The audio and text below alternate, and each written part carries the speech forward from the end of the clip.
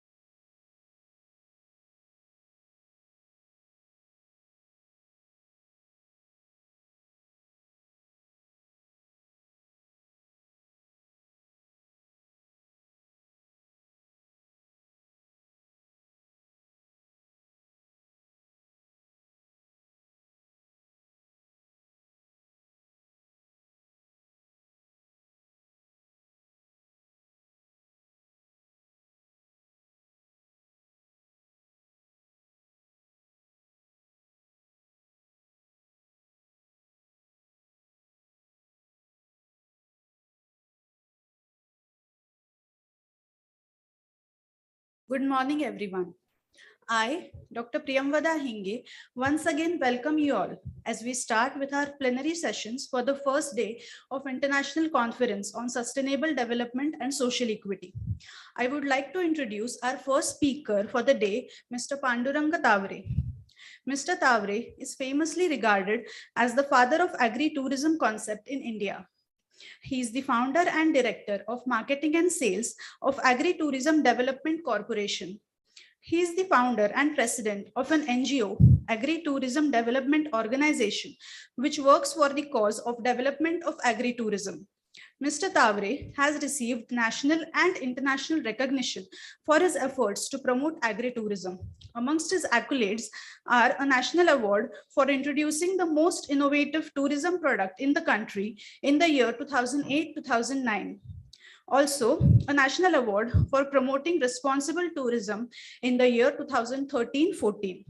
Mr. Tavre is also involved in the development of agri-tourism policy of Maharashtra state of India. India is known as in the world for being predominantly an agricultural nation where majority of the population depends on agriculture for livelihood. Since last few decades, factors like poor infrastructure, lack of modernization, and declining productivity have hampered Indian farmers from breaking out of the cycle of debt and poverty. In such scenario, development of adjunct income generating ventures is at most important for securing the lives of our farmers. Mr. Panduranga Tavre hails from Sangvi, Taluka Baramati of Maharashtra state in India. He went on to study computer science and worked in the tourism industry for over 2 decades before returning to his village, where he thought of combining both his experiences from agriculture and tourism by starting agri-tourism. Mr. Tavre asserts that farmers should discover methods to diversify their job and increase their revenue. A person who believes Sevartha Madhya Paramartha, Mr. Tavre has helped over 600 farmers in Maharashtra and made over rupees 50 crores via sales in the pre-COVID period. He is now working on expanding the concept of agri-tourism to other sections of the country. We welcome you, sir.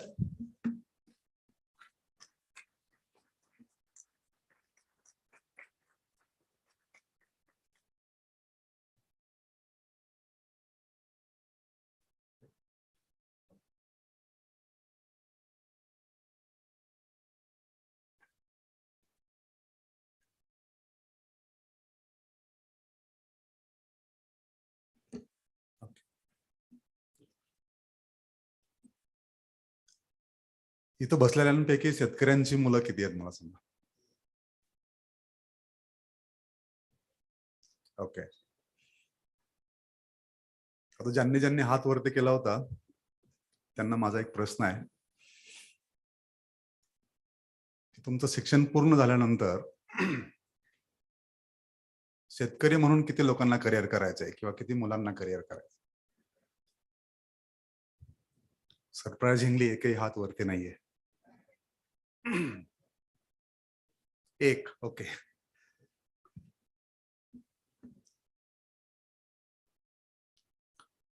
याची 3 प्रमुख कारण आहेत. ज्या वेळेला मी अशा कार्यक्रमांसाठी जातो त्या वेळेला हा नक्की प्रश्न विचारतो आणि एकही हात वरती येत नाही. याला 3 कारणं आहेत. ती म्हणजे आजचा जो कॉन्फरन्सची थीम आहे ती म्हणजे सस्टेनेबल आणि इक्वालिटी. शेतकऱ्यांच्या जीवनामध्ये सस्टेनेबल काहीच नाहीये. पाऊस नाहीये आणि पावसामुळे येणारं पीक सस्टेनेबल नाहीये आणि आलेल्या पिकाला सस्टेनेबल प्राइस नाहीये. म्हणजे पाऊस, पीक आणि पिकाला मिळणारी किंमत, रेन, प्रोड्यूस आणि प्राइस, या तिन्ही गोष्टी शाश्वत नाहीये. आणि एवढं कमी की काय, तर शेतकऱ्यांना समाजामध्ये मान सन्मान पण नाहीये.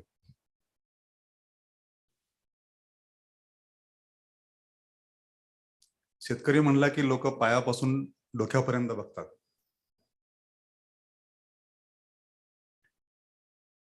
आणि म्हणून टिळक महाराष्ट्र विद्यापीठाचं आणि डॉक्टर अस्मिता मॅडमचं मला कौतुक करावं असं वाटतं की त्यांनी शेतकऱ्यांना इक्वालिटी म्हणून पहिलं मला वाटतं भाषण करायला सांगितलं की काय, आणि आपलं मत मांडायला या ठिकाणी संधी उपलब्ध करून दिली. त्याबद्दल मी टिळक महाराष्ट्र विद्यापीठ आणि आपल्या सर्व टीमचं आभार मानतो.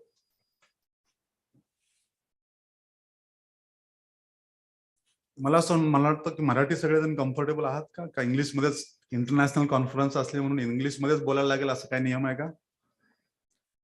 आता सरांनी सांगितलं की जपानमध्ये इंग्लिश भाषा लादण्याचा प्रयत्न केला होता तर त्यांनी तो धुडकावून लावला.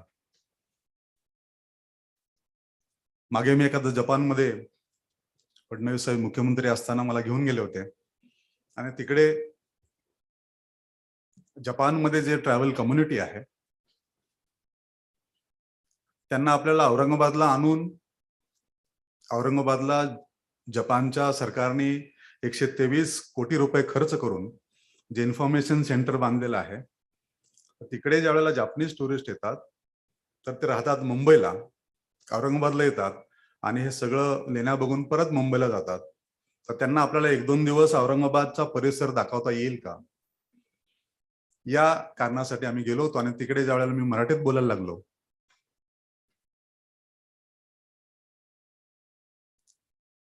आणि मग आपल्या भाषेमध्ये आपण चांगल्या पद्धतीनं व्यक्त होऊ शकतो, आपल्या भाषेमध्ये आपण चांगल्या पद्धतीनं मांडू शकतो. आणि मग तिथे त्यांनी ट्रान्सलेशन ठेवून त्यांनी माझं जे काय भाषण होतं ते लोकांना सांगितलं, त्याच्यामुळे त्यांना चांगल्या पद्धतीनं कळालं. आणि मग हे शेतकऱ्यांच्या जीवनामध्ये जर शाश्वत काहीच नाही तर शेती आता लोक कशाला करतात? पारंपरिक शेती जेवढी छोटी तेवढी आता परवडत नाही. आपल्याकडे बघा, शेतकऱ्यांच्या कुटुंबामध्ये जर 2 भाऊ असतील आणि त्याला 10वी-12वीला चांगली मार्क पडले असतील आणि दुसरा भाऊ गटांगळ्या खात खात खात कस तरी 10वीला आलेला आहे आणि 10वीला त्याला तो नापास झाला,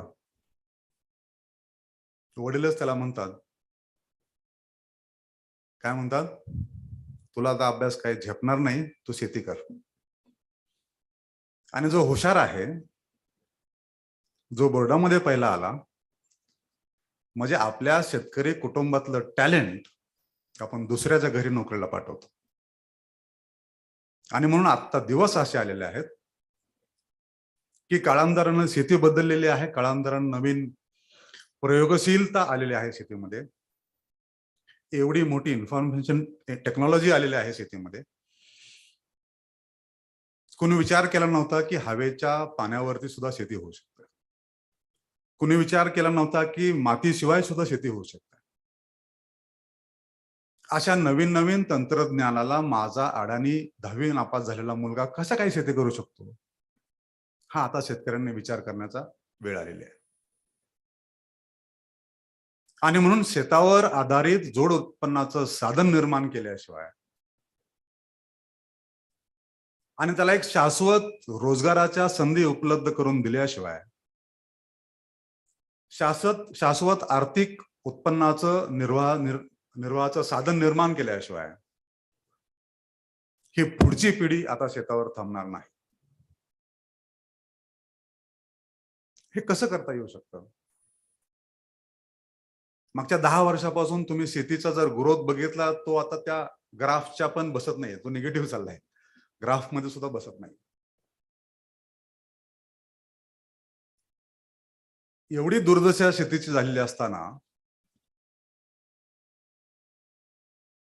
राज्यकर्ते आपल्याला भोंगे वाजवायला शिकवतात. गमतीचा भाग सोडा, परंतु दुसऱ्या बाजूला जर तुम्ही पाहिलं, आमच्या भालेराव मॅडम आमच्या मार्गदर्शक बसलेले आहेत तिकडे. आणि म्हणून पर्यटनाचं जर आपण पाहिलं तर दिवसेंदिवस ग्राफ वरच्या टोकाला बसत नाही एवढा वाढलेला आहे, आणि शेतीचा ग्राफ खालच्या टोकाला बसत नाही तेवढा खाली गेलेला आहे. आणि हा पर्यटनामध्ये वाढणारा जो ग्राफ आहे, पर्यटक आहेत, दिवसेंदिवस त्याच गोष्टी करत चाललेले आहेत. तुम्ही आता जर समजा शनिवार रविवारी लोणावळ्याला गेला तर त्या पहिल्या टोल नाक्यापासून ते लोणावळ्यापर्यंत ट्रॅफिक जॅम असतं. महाबळेश्वरला गेला तर खेड शिवापूरला तुम्हाला काय परिस्थिती असते सगळ्यांना माहिती आहे. आणि मग एवढा वाढलेल्या पर्यटकांची संख्या, वाढलेल्या टुरिझमचं आर्थिक गणित, हे आपल्याला शेती व्यवसायाशी जोडता येईल का? पर्यटक म्हणजे कोण आहे? आपल्यासारखा 2 डोळे असलेला माणूस आहे, आपल्यासारखा 2 कान असलेला माणूस आहे, आपल्यासारखाच तो कंझ्युमर आहे. आपल्यासारखा ज्वारी खातो, बाजरी खातो, गहू खातो, तांदूळ खातो. परंतु त्याला आता लागणाऱ्या सर्व गोष्टी तो आता जवळच्या किराणाच्या दुकानामधून किंवा मॉलमधून खरेदी करतोय. दुसऱ्या बाजूला शेतकरी कम्युनिटी जर घेतली आपण, तर आम्हाला सर्व लागणारं जे साहित्य आहे, मग ते बी बियाणं असेल, खतं असतील, शेती करण्यासाठी लागणारं मला रॉ मटेरियल जे आहे हे मी रिटेल मधून खरेदी करतोय. आणि माझा आलेला जो कृषी माल आहे हा मी मार्केट यार्डला जाऊन होलसेल मध्ये विकतो. बसलेला किंवा कुणीही कारखानदार असं करत नाही, आपल्या सर्वांना माहिती आहे. त्याला लागणारं रॉ मटेरियल तो होलसेल मधून घेतो, उत्पादित झालेला त्याचा जो माल आहे तो रिटेल मध्ये विकतो, आणि शेतकरी नेमका उलटा करतोय. आणि त्याच्यामुळे शेतकरी असेल, शेतकरी कम्युनिटी असेल, हे कधीही उपजारी येणार नाहीत. मग काय केलं पाहिजे? आता समजा मी ज्वारीचा शेतकरी आहे किंवा ज्वारी पिकवणारा शेतकरी आहे. असं होणार आहे का किंवा माझी ज्वारी जर समजा फेब्रुवारी मार्च एंडला हार्वेस्टिंग झाली आणि मग मी डेक्कनला स्टॉल लावला, एक दिवस ज्वारी विकत बसलो, एक दिवस कोरेगाव पार्कला स्टॉल लावला, ज्वारी विकत बसलो, तिसऱ्या दिवशी बानेरला गेलो, बानेरला स्टॉल लावला, असं करत राहिलो तर मग शेती कोण करणार? परंतु हे शक्य आहे का की डेक्कनचा पर्यटक कंझ्युमर, कोरेगाव पार्कचा कंझ्युमर पर्यटक, बानेरचा पर्यटक कंझ्युमर हा माझ्या शेतावर येऊ शकतो? आणि मग तो माझ्या शेतावर आल्यानंतर मी कशा पद्धतीने शेती करतो तो पाहिल, माझ्या शेतामध्ये वेगळे वेगळे पिकं आहेत तो पाहिल, माझ्या गावामध्ये किती पाऊस पडतो तो पाहिल, माझ्या गावामध्ये जर काही ऐतिहासिक वारसा असेल, भौगोलिक वारसा असेल, नैसर्गिक वारसा असेल, सांस्कृतिक वारसा असेल, धार्मिक वारसा असेल तो पाहिल, अनुभवल. 2 दिवस शेतकऱ्यांसारखं जीवन जगेल, झाडावर चढेल, सुरपानुम्या खेळेल, विट्टीदांडू खेळेल, गोट्या खेळेल, गायांच्या धारा काढेल. एवढंच नाही तर कोंबड्यांच्या मागे पळून सुद्धा कोंबड्या पकडतील, म्हशीवर बसेल, म्हशी धुवेल. आणि जाताना आम्ही पिकवलेला जो भाजीपाला आहे, आमची ज्वारी असेल, बाजरी असेल, गहू असेल, तांदूळ असेल, 5-50 किलो घेऊन शहरातला पर्यटक, शहरातला कंझ्युमर परत येईल. याने काय होणार आहे? तुम्ही जी आता ज्वारी किराणाच्या दुकानातून घेताय ती तुम्हाला 45 रुपये किलोने मिळते. मी ॲज अ शेतकरी म्हणून होलसेलला ज्या वेळेला विकतो ती मला 20 रुपयाला विकायला लागते. आणि म्हणून 45 आणि 20 मधला जो डिफरन्स आहे हा मार्केट यार्डच्या बाजूला ज्यांचे बंगले आहेत त्यांच्याकडे गेलेला आहे. आणि म्हणून तुम्ही माझ्या ज्या वेळेला शेतावरती याल, मी तुम्हाला 30 रुपयाला जरी ज्वारी विकली तरी तुमचा 15 रुपयाचा फायदा आहे. मी तुम्हाला 30 रुपयाला ज्वारी जरी विकली तरी माझाही 10 रुपये फायदा आहे. आणि म्हणून विन विन सिच्युएशन करणारा कुठला प्रकल्प असेल, कुठली संकल्पना असेल तर ते आहे पर्यटनाला शेतीची जोड. आणि म्हणून शेतकऱ्यांनी आता नवीन पिढीने पर्यटनाची जोड जर शेतीला दिली, कंझ्युमरची जोड जर शेतीला दिली, सगळ्यात मोठा प्रॉब्लेम आता जो आहे तो मार्केटिंगचा आहे. आणि म्हणून मार्केटच तुमच्या दारात जर आलं तर तुम्ही सांगेल त्या किमतीमध्ये ताजा कृषी माल तुम्हाला पर्यटकांना विकता येईल. नुसताच कृषी माल विकणार आहात का तुम्ही?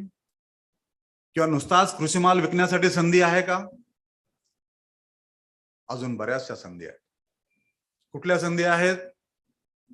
तर आमच्या गावातल्या महिला बचत गटांनी केलेले पदार्थ आहेत, म्हणजे कुरडया असतील, पापड असेल, चटण्या असेल, मसाले असतील, हँड स्टिच ज्याला आपण हाताने शिवलेल्या गोधड्या असतील. एवढंच नव्हे तर आमच्या गावातल्या कारागिरांनी केलेल्या वस्तू असतील. एवढंच नव्हे तर आमच्या गावातले जे आपल्या गावातले जे कलाकुसर करणारे जे कुंभार असेल, कायकडे असतील, सुतार असेल, लोहार असेल, बुरुड असतील, यांनी सगळ्या केलेल्या कलाकुसर आपण त्या आपल्या सोव्हिनियर शॉप मध्ये विक्रीसाठी ठेवू शकतो.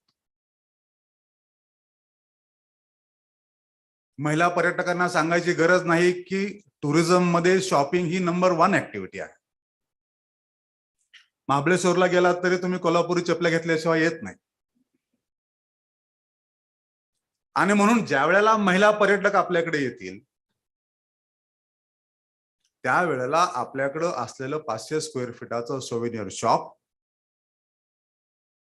आणि त्यामध्ये विक्रीसाठी उपलब्ध असलेला ताजा कृषी माल, कलाकुसर, महिला बचत गटांचे पदार्थ, हाताने बनवलेल्या सगळ्या गोधडी वगैरे सगळ्या गोष्टी ह्या तुम्ही जर विक्रीसाठी उपलब्ध करून दिल्या तर मला असं वाटतं की आपल्याला जो कृषीमध्ये तिसरा जो फॅक्टर मी सांगितला, रेन, प्रोड्यूस आणि प्राइस, ही प्राइस मिळण्यासाठी आपल्याला कृषी, पर्यटन, ऍग्री टुरिझम हे खूप महत्वाची संधी आपल्याला आता उपलब्ध झालेली आहे. आजचा आपला जो टॉपिक आहे तो सस्टेनेबिलिटीचा आहे. आणि म्हणून कृषी पर्यटनामध्ये लोक येणार, पिठलं भाकरी खाणार आणि मजाच मजा आणि पैसे देणार, इथपर्यंतच ऍग्री टुरिझमची संकल्पना सीमित नाही किंवा मर्यादित नाही. ऍग्री टुरिझम मुळे काय होणार आहे, तर सगळ्यात अगोदर आम्ही जे शेतकरी कुटुंब आहोत, आज आमच्या घरी पाहुणे येणार आहेत म्हणल्यानंतर आम्ही सकाळीच छानपैकी आंघोळ वगैरे करून फ्रेश होऊन आम्ही पर्यटकांचं स्वागतासाठी तयार होणार आहोत.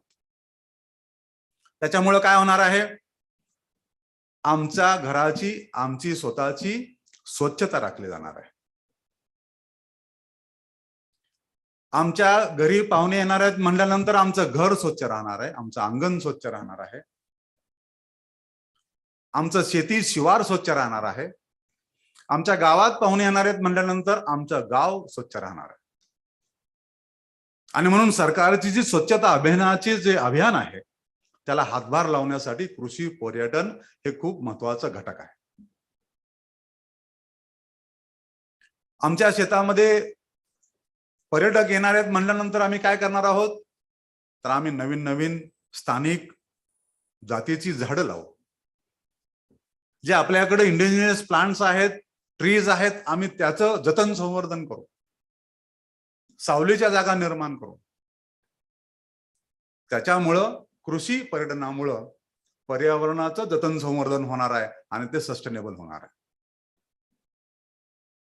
आमच्या घरामध्ये पाहुणे येणार आहेत म्हणल्यानंतर आमच्या स्थानिक तिथलं जे कल्चर आहे, तिथल्या ज्या रूढी आहेत, तिथल्या परंपरा आहेत, तिथल्या ज्या धार्मिक परंपरा आहेत, याचं जतन संवर्धन होणार आहे. आणि त्याच्यामुळं आता गावामध्ये जी एक तारी भजन म्हणणारी मंडळी आहेत किंवा एक तिथल्या गावातलं, समजा आमचं गाव पळशीवाडी म्हणून गाव आहे, 99 तिथला समाज जो आहे तो मेंढपाळ समाज आहे. मग आमच्या त्या धनगरी ओव्या असतील, जात्यावरच्या ओव्या असतील, धनगरी गजी नृत्य असेल, ढोल लेझिम असेल, ही सगळी जी कला आहे ही लोप पावत चाललेली आहे. पुढची पिढी करायला नको म्हणते. आणि त्याच्यामुळे ज्या ज्या वेळेला पर्यटक येतात त्या वेळेला ही सगळी कला पर्यटकांच्या समोर सादर केली जाते. आणि त्याच्यामुळे नवीन पिढी आता त्या कलाकारांची, त्या गावातली मंडळी पुढे यायला लागलेली आहे. आणि म्हणून sustainable economic development of the community त्याच्यामुळे होणार आहे. दुसरं जी आपलं त्यातला शब्द जो आहे तो इक्वॅलिटीचा आहे. आणि म्हणून मी 1 एकर जरी शेतकरी असलो किंवा 50 एकराचा शेतकरी असलो तर शेतकऱ्यांचे प्रॉब्लेम सारखे आहेत. आता बागायती शेतकऱ्यांना जो प्रश्न भेडसावतो तो म्हणजे आता शिल्लक ऊसाचं करायचं काय. म्हणजे माझ्या तरी आयुष्यात मी कधी मे मध्ये साखर कारखाना चालू असलेला कधी पाहिलेलं नाही. अजून जवळजवळ 200 मला वाटतं 200 लाख हेक्टर अजून काहीतरी ऊस शिल्लक आहे. करायचं काय त्याचं.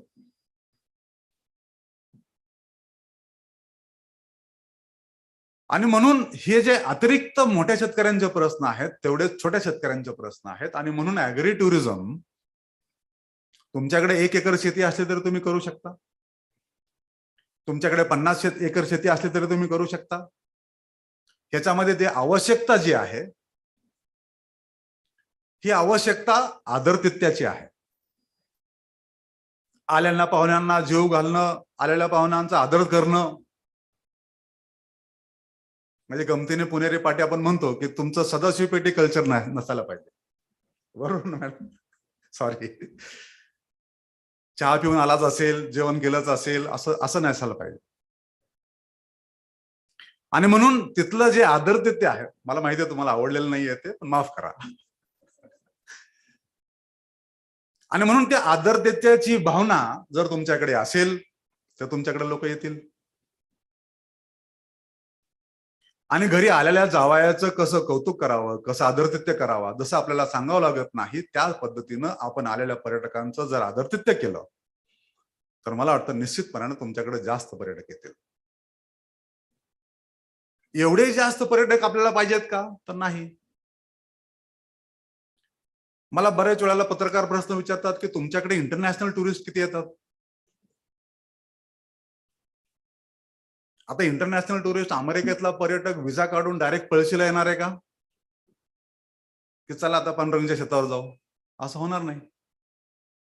मग ते पुण्यात आले असतील, काहीतरी कामानिमित्त म्हणा किंवा कोणाकडे तरी आले असतील, आणि मग पुण्यातले जे होस्ट आहेत त्यांचे, आणि मग ते अमेरिकन पर्यटक म्हणतात की आम्हाला खरा महाराष्ट्र बघायचा आहे. कारण आता पुण्यामध्ये मुंबईमध्ये आपल्यापेक्षा त्यांच्याकडे टेक्नॉलॉजी जास्त असल्यामुळे ग्रोथ डेव्हलपमेंट ज्या म्हणतो आपण तिकडे जास्त झालेल्या आहेत. आणि म्हणून खरा भागात बघायचा असेल, खरा महाराष्ट्र बघायचा असेल तर तुम्हाला 5-50 किलोमीटर बाहेर गेलं पाहिजे. आणि म्हणून ते मग आमच्याकडे घेऊन म्हणतात. आम्ही काय करतो मग, आता सध्या असलेली क्रेज जी आहे ते सिट डाऊन मील्स. बऱ्यापैकी लोक म्हणतात की बाबा टेबल खुर्ची चांगली पाहिजे लोकांना जेवायला. आम्ही म्हणतो छानपैकी सारवलेली जमीन आहे त्याच्यावरती मांडी घालून बसा आणि छानपैकी जेवण करा.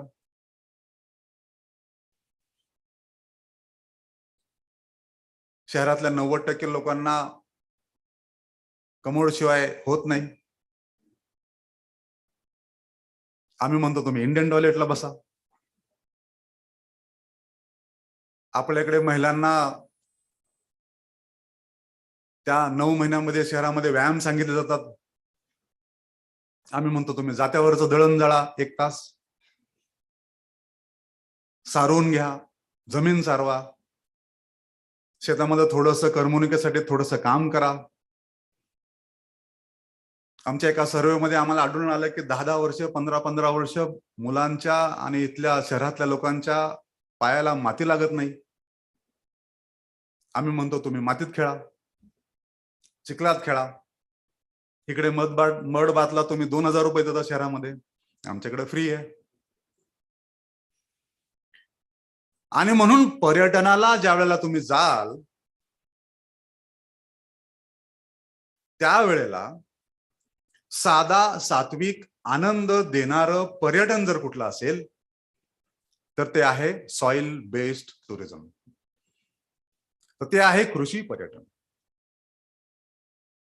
आणि म्हणून ह्याला एक चांगल्या प्रकाराचं जे आता UNWTOच्या सस्टेनेबल गोल्स आहेत, डेव्हलपमेंट गोल्स आहेत, त्याच्यामध्ये सुद्धा रुरल टुरिझम कृषी पर्यटन त्याच्या माध्यमातून गावाचा विकास कसा करता येऊ शकतो याच्यावरती भर दिलेला आहे. याही मागच्याही वर्षी बेस्ट रुरल टुरिझम विलेज अशी एक संकल्पना UNWTOने मागच्या वर्षी टाकली. आताही ते चालू आहे. याही वर्षी एखादं गाव तुमच्या नजरेमध्ये असेल आणि ते चांगल्या प्रकारे ग्रामीण पर्यटनाचं कार्य करत असेल तर त्यांना संपर्क साधा आणि UNWTOच्या त्या कॉम्पिटिशन मध्ये सहभागी व्हायला सांगा.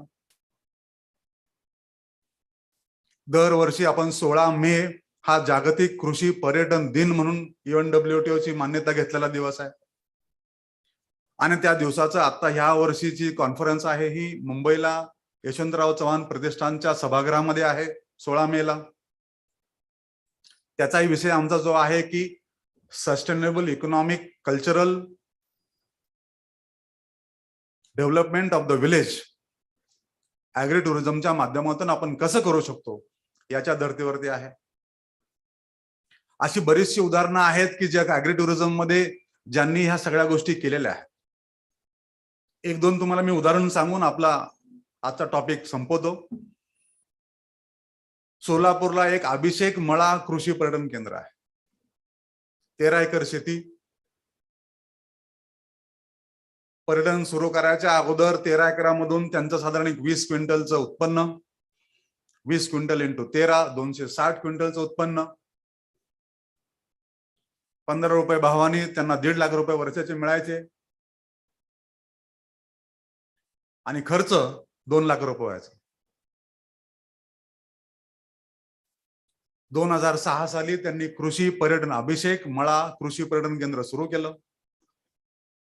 एकच पीक ज्वारी. त्यांचं पर्यटन हंगामी आहे. ते सुरू होतं साधारण नोव्हेंबरच्या 15 तारखेपासून ते चालतं मार्च पर्यंत. आणि मग त्या नोव्हेंबरच्या पहिल्या आठवड्यापासून त्यांची जाहिरात सुरू होते आणि त्यांचा सुरू होतो हुरडा फेस्टिवल.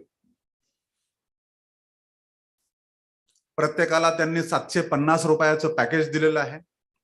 750 रुपयामध्ये पोट भरून हुरडा. हुरडा तर मला वाटतं सगळ्यांना माहिती असेल. काय कुणाला माहित नाही असं आहे का हातवर? हुरडा काय असतो हे कुणाला माहित नसेल तर हात वरती करा, म्हणजे लाजू नका, सांगा हात. हुरडा ही कवळी ज्वारी, वेगळ्या वेगळ्या प्रकारची ज्वारी. पूर्वी माझे आजोबा मला नेहमी सांगत की हुरड्याचं 7 दिवस सात्र करायचं असतं. ताण लागली हुरडा खा, भूक लागली हुरडा खायचा. 7 दिवस तेवढंच करायचं. तुम्हाला वर्षभर कधी एक गोळी सुद्धा लागणार नाही असं आमच्या आजोबांचं म्हणणं होतं. आजारी पडणार नाही, ताप येणार नाही, थंड ताप येणार नाही. आणि म्हणून पूर्वी 7 दिवसाचं सात्र करायची लोक हुरड्याचं.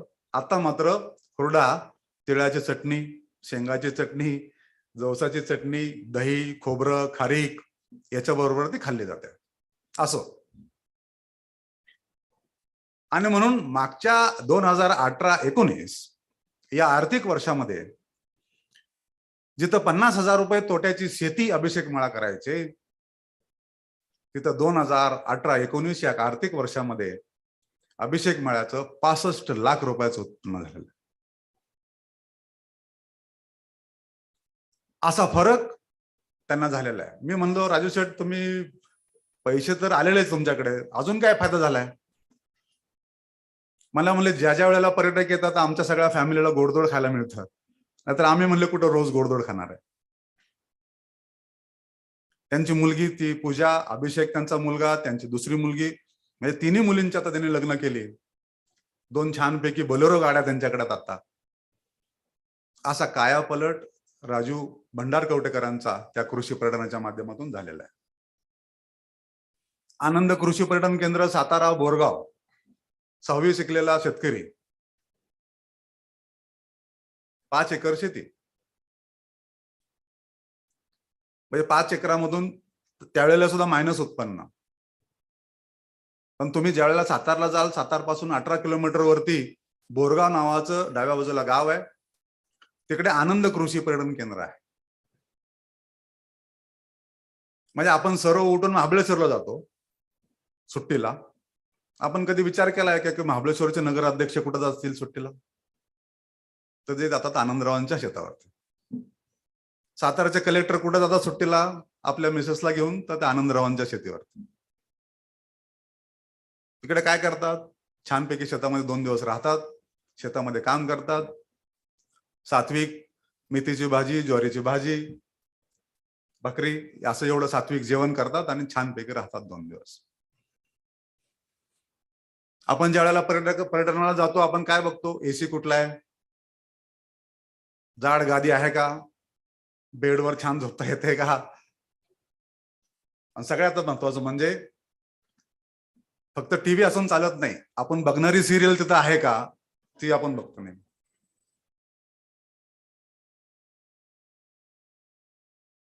आणि म्हणून हाच जर ज्या वेळेला विदेशी पर्यटक येतो, आणि दुसरी एक खासियत आपली काय असते की ज्या वेळेला आपण पर्यटनाला जातो त्यावेळेला आपल्याला दम लागेपर्यंत आपण फिरतो. अरे हा पॉइंट राहिला, तो पॉइंट राहिला, तो पॉइंट राहिला, आणि मग 4 दिवस एवढं दमून येतो सुट्टीला.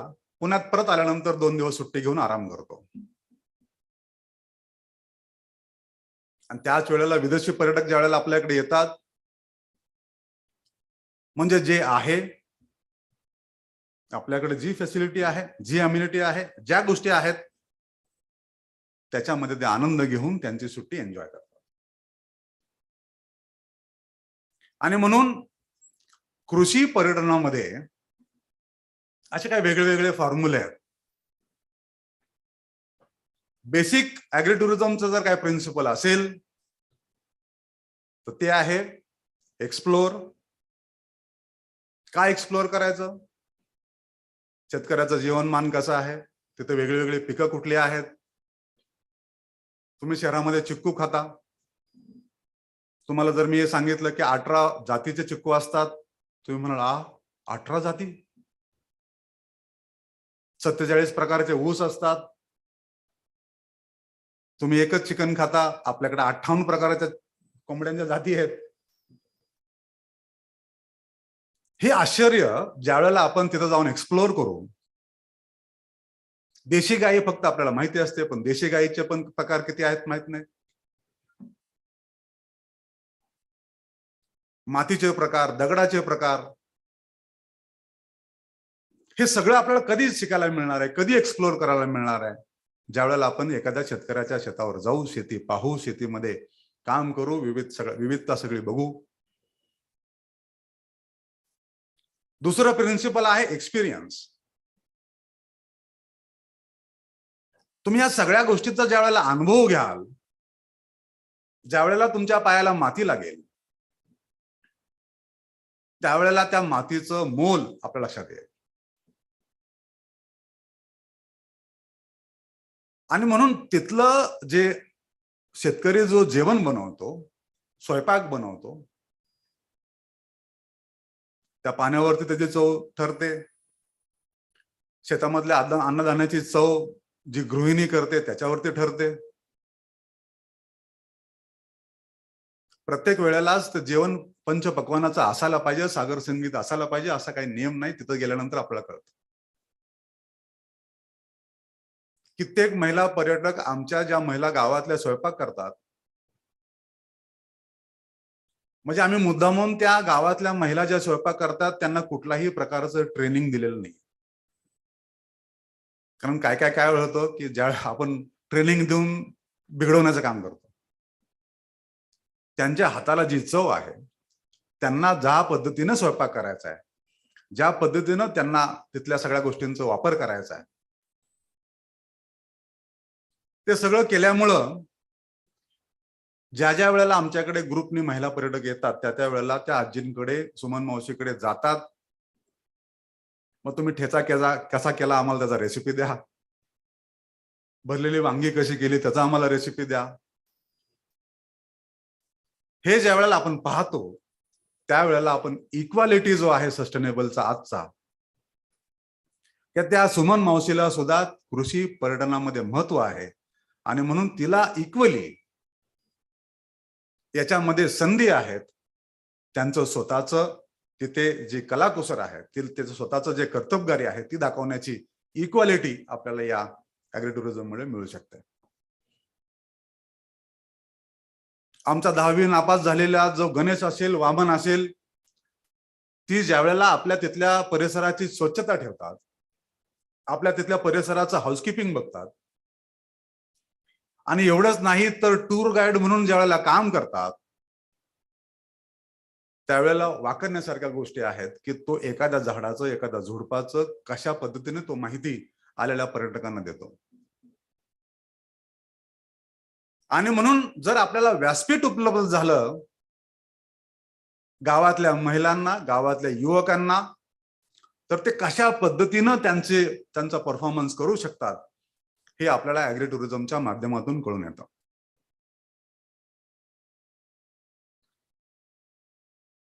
तुम्ही म्हणाल की एवढं सगळं सांगून झाल्यानंतर आमच्यासाठी काय आहे?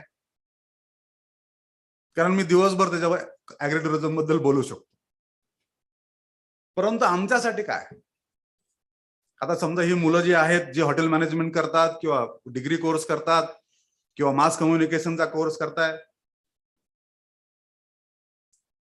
तुमच्यासाठी खूप काही ऍग्री टुरिझम मध्ये आहे. आता आमची अडचण काय आहे की मी किती जरी ऍग्री टुरिझम सेंटर माझं चांगलं असलं तरी ते शहरातल्या लोकांपर्यंत पोहोचलं पाहिजे, त्याचं मार्केटिंग झालं पाहिजे, त्याच्याबद्दलची माहिती शहरातल्या पर्यटकांपर्यंत पोहोचली पाहिजे. हे कोणी करू शकतं? कारण शेतकऱ्यांना ते जमणार नाहीये आणि जमतही नाहीये.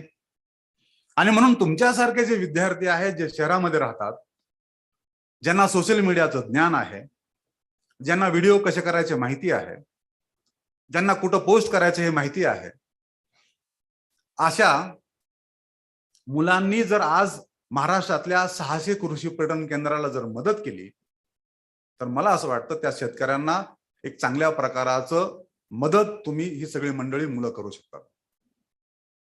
आणि म्हणून आपल्या विद्यापीठाला किंवा आपल्या सर्व HODना मला विनंती करायची आहे की ह्या मुलांना ज्यावेळेला करतीलच, निश्चितपणाने करतील, परंतु त्यांना करण्यासाठी त्यांना अनुभव देणं गरजेचं आहे, एक्सपिरियन्स देणं गरजेचं आहे. आणि म्हणून सर्व HODना मला विनंती करायची आहे की तुम्ही कुठल्या ना कुठल्या तरी ॲग्रोटुरिझम सेंटरला जा, मुलांना तिथं 2 दिवस राहू द्या, तिथं त्यांना सगळं एक्सपिरियन्स घेऊ द्या. आणि मग एक्सपिरियन्स घेतल्यानंतर जी ज्यावेळेला परत येतील ती मुलं आपोआपच त्या ॲग्रोटुरिझम सेंटरचं मार्केटिंग असेल, पब्लिसिटी असेल, प्रमोशन असेल ते करतील. आणि तिसरा जो बेसिक आहे ती म्हणजे एनरिचमेंट. ज्या वेळेला आपण एक्सप्लोअर करतो आणि त्या एक्सप्लोरेशन मधून आपल्याला अनुभव मिळतो आणि ज्या वेळेला एखादा आपल्याला नवीन काहीतरी शिकायला मिळतं, नवीन काहीतरी आपल्याला अनुभव मिळतो आणि त्या अनुभवातून ज्या वेळेला अनुभूती मिळते, एनरिचमेंट मिळते, त्यावेळेला आलेला पर्यटक शेतकऱ्याच्या पाठीवरती शब्बासकीचा हात टाकल्याशिवाय राहत नाही आणि तो म्हणतो की जीवन असावं तुमच्यासारखं. आता आम्ही पळतोच आहे 10-40ची लोकल, 10-41ची लोकल, आमचं आयुष्य EMI मध्ये गेलेलं आहे. त्याच्यामुळे असं ज्या वेळेला होईल त्यावेळेला त्या शेतकऱ्यांना ॲग्रोटुरिझमचं प्रमोशन, मार्केटिंग करायची गरज लागणार नाही. मार्केटिंग मध्ये तुम्ही शिकवताच की 80% बिझनेस हा 20% ग्राहकांकडून मिळत असतो. आणि मग येणाऱ्या 20% ग्राहकांना जर माझा शेतकरी समाधानी करू शकला, सगळ्यांना समाधानी होईल असं होत नाही. कारण मंडळी म्हणत असतात महाबळेश्वरला जाऊ, ह्यांना कुठून तरी नवीन कळालेलं असतं ॲग्रोटुरिझमचं. ते म्हणतात नाही नाही, ते पांडुरंग आला होता आणि त्याने सांगितलंय काहीतरी ॲग्रोटुरिझम, या रविवारी आपण ॲग्रोटुरिझमला जाऊ कुठेतरी. बायको म्हणते महाबळेश्वर, नवरा म्हणतोय कृषी पर्यटन. मग ठीक आहे, काय महिला चांगल्या असतात, त्यांनी नवऱ्याचं ऐकलं, ठीक आहे बाबा चला ॲग्रोटुरिझमला जाऊ. आणि मग दारात गेल्या गेल्या पोल्ट्री आणि त्या कोंबड्यांच्या विष्टांचा घाणेरडा वास. आणि मग त्या बायकोने नवऱ्याकडे बघितलं, म्हणून मी सांगत होते महाबळेश्वरला चला, हे तुम्ही कुठं मला शेतावर आणले. आणि म्हणून शेतकऱ्यांनी कृषी पर्यटनामध्ये उतरण्याच्या अगोदर पर्यटनामधले जे तज्ज्ञ आहेत, आमच्या भालेराव मॅडम असतील किंवा आणखीन पर्यटनामध्ये साठे मॅडम, मला वाटतं ॲग्रोटुरिझम वरती PhD केलेले आपल्याकडे HOD आहेत का ते आता? ओके.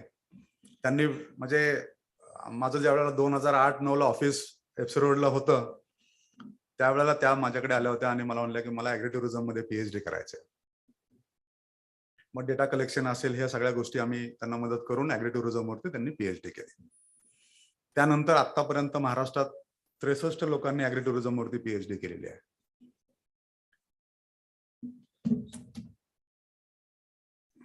तर सांगायचं तात्पर्य म्हणजे काय की ॲग्रोटुरिझम मध्ये येण्यापूर्वी शेतकऱ्यांनी नेमकं त्यांची जी शेती आहे ही टुरिझमच्या अनुषंगाने कसं पॅकेजिंग करायचं, आलेल्या पर्यटकांना काय हवंय काय नकोय, तुमच्या पर्यटनामध्ये तुम्ही काय काय इन्फ्रास्ट्रक्चर उभा केलं पाहिजे. बऱ्याच शेतकऱ्यांना संकल्पना पर्यटनाची असते की कारण त्यांचाही काही दोष नाहीये. बऱ्याच शेतकऱ्यांची संकल्पना अशी आहे की एक भला मोठा स्विमिंग पूल पाहिजे, भला मोठा रेन डान्स पाहिजे, म्युझिक पाहिजे. आणि मग त्याच्यामध्ये अडकून गेले. आणि मागच्या 2 वर्षाच्या कोविडमुळे तुम्हाला माहिती काय झालं, म्हणजे ज्या ज्या शेतकऱ्यांनी लाखो करोडो रुपये त्या ॲग्रोटुरिझमच्या इन्फ्रास्ट्रक्चरवरती खर्च केले ते गेले सगळे काळात. कारण ॲग्रोटुरिझम मध्ये जर तुमचं प्रोडक्ट काय असेल तर तो अनुभव आहे, एक्सपिरियन्स आहे.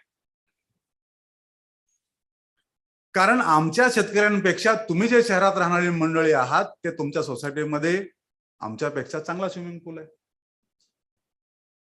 आमच्यापेक्षा चांगल्या खोलीमध्ये तुमचं बेड आहे, तुमचा AC चांगला आहे, तुमचं तिथलं वातावरण तुमच्या सोसायटीचं चांगलं आहे.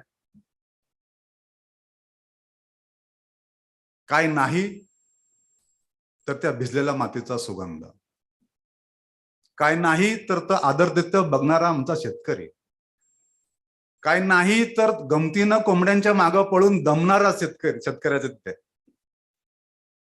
हा अनुभव तुमच्याकडे नाही. आणि म्हणून अनुभव घेण्यासाठी शेतकऱ्यांनी ज्या वेळेला ॲग्रिटुरिझम करायचं आहे त्यावेळेला अनुभवावरती जास्त भर दिला पाहिजे. तुम्ही आठवून बघा, तुमच्या लहानपणी जे जे अनुभव तुम्ही मामाकडे घेतले असतील, आत्याकडे घेतले असतील, ते अनुभव अजून ताजे तुमच्या मनामध्ये आहे. आणि त्या अनुभवावरती तुम्ही काही लाखो रुपये खर्च केलेला नसेल. साधा सात्विक आनंद देणारं पर्यटन आता राहिलेलं नाही. तुम्ही कुठं जरी गेलात तरी गोंधळ आहे, कुठं जरी गेलात तर धांगडधिंगा आहे, कुठं जरी गेलात तरी तुम्हाला तो शांतता नाही, तो अनुभव नाही. आणि म्हणून साधं सात्विक आनंद अनुभव देणारं पर्यटन कुठलं असेल तर ते कृषी पर्यटन आहे. आणि म्हणून शेतकऱ्यांनी काय करावं, पर्यटकांनी तिथं डू अँड डोंट्स काय कराव्यात. तुम्ही जर शहरातली संस्कृती घेऊन परत गावात गेला आणि शेतकऱ्याला म्हणलं की आता सोडा संपलाय, सोडा घेऊन या, तर ते बरोबर नाहीये. कारण शेतकऱ्याचं कुटुंब तिथं राहत असतं. आणि म्हणून तुम्ही डू अँड डोंट्स पाळले पाहिजेत आणि शेतकऱ्यांनी डूज अँड डोंट्स पाळले पाहिजेत. बरं, आता एवढं सगळं होऊन सुद्धा ऍग्री टुरिझम हा काय रामबाण उपाय आहे का सगळ्या गोष्टींवरती? शेतकऱ्याला काही प्रॉब्लेम आले तरी कृषी पर्यटन, असं होणार नाही. कारण कृषी पर्यटन करण्यासाठी काय आवश्यक आहे, तर ते पहिलं गोष्ट जी आवश्यक आहे, तुम्ही शेतकरी असल्याचा अभिमान तुमच्या चेहऱ्यावर दिसला पाहिजे. तुम्ही ज्या गावामध्ये राहता त्या गावाच्या संस्कृतीचा अभिमान तुमच्या चेहऱ्यावर दिसला पाहिजे. तुमच्या संस्कृतीचा अभिमान, तुमच्या परंपरेचा अभिमान, तुमच्या रूढीचा अभिमान, तुम्ही शेतकरी असल्याचा अभिमान, आणि सगळ्यात महत्वाचं म्हणजे तुम्ही आनंदी पाहिजे. कारण दारात तुमच्या पर्यटक सकाळी 9 वाजता आलेत आणि तुमच्या कपाळावरती आठ्या आले वाटतं आज पण, असं असेल तर काय? आणि म्हणून तुम्ही आनंदी असला पाहिजे तरच तुम्ही लोकांना आनंद देऊ शकता. तुम्ही जर आनंदी नसाल तर सगळ्या गोष्टी अवघड आहेत. आणि म्हणून आज महाराष्ट्रामध्ये जर 1 कोटी शेतकऱ्यांची संख्या असेल किंवा देशामध्ये 15 कोटी शेतकरी असतील तर 15 कोटी शेतकऱ्यांना शक्य नाही. कारण शेतकऱ्याचा तापट स्वभाव असतो. विचार करा, आपण 700 रुपये देऊन दिवसभराच्या सहलीला आलो असतो आणि तुम्ही चुकून जर त्याला म्हणला की दादा थोडं जरा भाजीत मीठ जास्त झाल्यासारखं वाटतंय, मग त्यांनी म्हणण्याची शक्यता आहे कारण दिल्यात 700 रुपये, तू खायचं तर खाण्यात जा म्हणले, असं पण होऊ शकतं. आणि म्हणून शेतकऱ्याला ज्या वेळेला ऍग्री टुरिझम सुरू करायचं आहे त्याच्या अगोदर आमचे भंडार कवटेकर म्हणतात की त्यांनी 2 फॅक्टरी लावल्या पाहिजेत. एक म्हणजे शुगर फॅक्टरी आणि दुसरी म्हणजे आईस फॅक्टरी. किती जरी तुम्हाला पर्यटक बोलला, किती जरी तो पर्यटक वैतागला असेल तरी सुद्धा बाबा नमस्ते, काय चुकलं आपलं माफ करा, अशी म्हणण्याची वृत्ती जर असेल शेतकऱ्यांकडे तर मला असं वाटतं ते कृषी पर्यटन केंद्र सक्सेसफुल आहे. बऱ्याचशा गोष्टी आहेत ऍग्री टुरिझम वरती बोलण्यासारख्या, तुमचं जास्त वेळ मी घेणार नाही. पण जाता जाता एवढं सांगतो की मुलं तुम्ही ज्या वेळेला शिकून मोठे व्हाल, तुमचं ग्रॅज्युएशन होईल, मला एवढंच सांगायचं आहे की तुमच्या शिकलेल्या 10% ज्ञानाचा, नॉलेजचा, इन्फॉर्मेशनचा तळागाळातल्या शेतकऱ्यांसाठी तुमच्या ज्ञानाचा उपयोग करा आणि ते ज्ञान शेतकऱ्यांपर्यंत पोहोचवा आणि त्या ज्ञानामधून शेतकऱ्याचं भलं कसं होईल हे बघा. कारण शेतकऱ्याचं भलं झालं नाही तर पुढची पिढी शेतावर थांबणार नाही आणि पुढची पिढी शेतावर थांबलं नाही तर आपल्याला सकाळी ब्रेकफास्टला 1 गोळी, दुपारी नाश्त्याला 1 गोळी, जेवायला 1 गोळी, असं तर काय शक्य नाही. आणि म्हणून शेतकरी टिकला तर गाव टिकेल, गाव टिकलं तर गावाची संस्कृती टिकेल, परंपरा टिकतील, रूढी परंपरा टिकतील. आणि म्हणून गाव टिकलं तर भारत टिकणार आहे, बापूजी नेहमी म्हणत. आणि या सगळ्यांचा परिणाम काय होणार आहे तर ऍग्री टुरिझम मुळे शेतकरी शेतामध्ये टिकून राहील आणि शेती शेतकऱ्याच्या घरामध्ये टिकून राहील.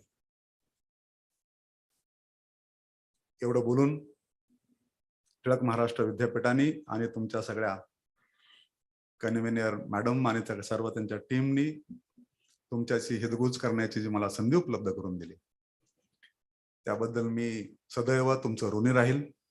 कारण मला वाटतं 100व्या वर्षी आपण शतक महोत्सवाच्या कार्यक्रमाला मी आलो होतो, त्यावेळी माझं मी विचार मांडले होते. आणि मग मला वाटतं शार्क टँक बघितला कोणी सगळ्यांनी की नाही बघितला? शार्क टँक बघितलं का? त्याच्यामध्ये मी एक डायलॉग टाकला होता सुरुवातीलाच कि अगर एक्टर का बेटा एक्टर बनना चाहता है, एक्टर का बेटा अगर एक्टर बनना चाहता है, पॉलिटिशियन का बेटा अगर नेता बनना चाहता है, तो किसान का बेटा किसान क्यों नहीं बनना चाहता?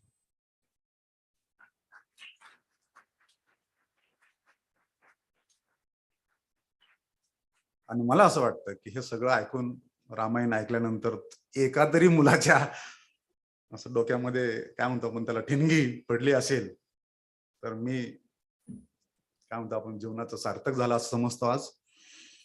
आणि कुणाला जर ऍग्री टुरिझम बद्दल काय म्हणतो आपण संपर्क करायचा असेल तर ऍग्री टुरिझम इंडियाचं फेसबुक पेज आहे, इंस्टाग्राम आहे ऍग्री टुरिझम इंडियाचं. त्याचबरोबर आता 16 मेला जो कार्यक्रम होतोय त्याच्यामध्ये worldagritourismday.com worldagritourismday.com त्याच्यावरती मागच्या 15 वर्षाचे जे कार्यक्रम झाले ते सगळे आहेत. आणि या आता 16 मेला जो मुंबईला कार्यक्रम होतोय त्याची सगळी माहिती आहे. आपल्या हॉटेल मॅनेजमेंटच्या विद्यार्थ्यांना जर तिकडे व्हॉलंटियर म्हणून यायचं असेल त्या कार्यक्रमाला तर एचओडींनी ऑफिसशी संपर्क करायला काय हरकत नाही. बऱ्याच गोष्टी शिकायला मिळतील. महाराष्ट्रातून वेगळे वेगळे शेतकरी येणार आहेत, पॉलिसी मेकर्स येणार आहेत, मंत्री महोदय असतील पर्यटनाचे आणि सगळे, आणि मुलांनाही त्याच्यामधून शिकायला मिळेल. जय हिंद, जय Maharashtra.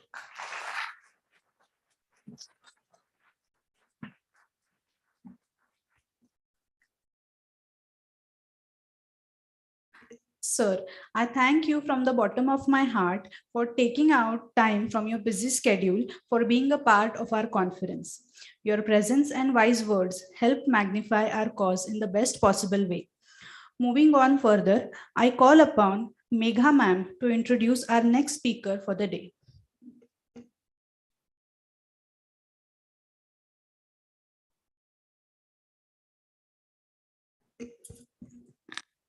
Thank you, Dr. Priyamvada. With immense pleasure, I, Dr. Megha Parashar, would like to introduce and welcome our next speaker for the day, Dr. Lee West. Dr. Lee West is the Director of Undergraduate Education in the Office of the Provost at Northwestern University, and in keeping with the conference theme of social equity, she will share her work on removing obstacles from students' ability to fully participate in classroom educational opportunities. Dr. West will discuss how she brought together librarians and experts on teaching and learning technologies to create the Affordable Instructional Resources AIR Committee, which promotes development of open educational resources, and will also describe the programs she launched to provide low-income students with course materials. Prior to Northwestern, Dr. West was at Stanford University, where she led high-impact experiential programs for first and second year students. We all welcome Dr. Lee West to the conference. Over to you, ma'am.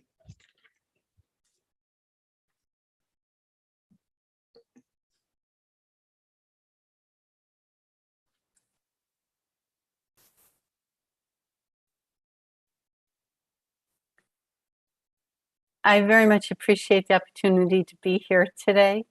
I'm going to share my screen as I go through my presentation.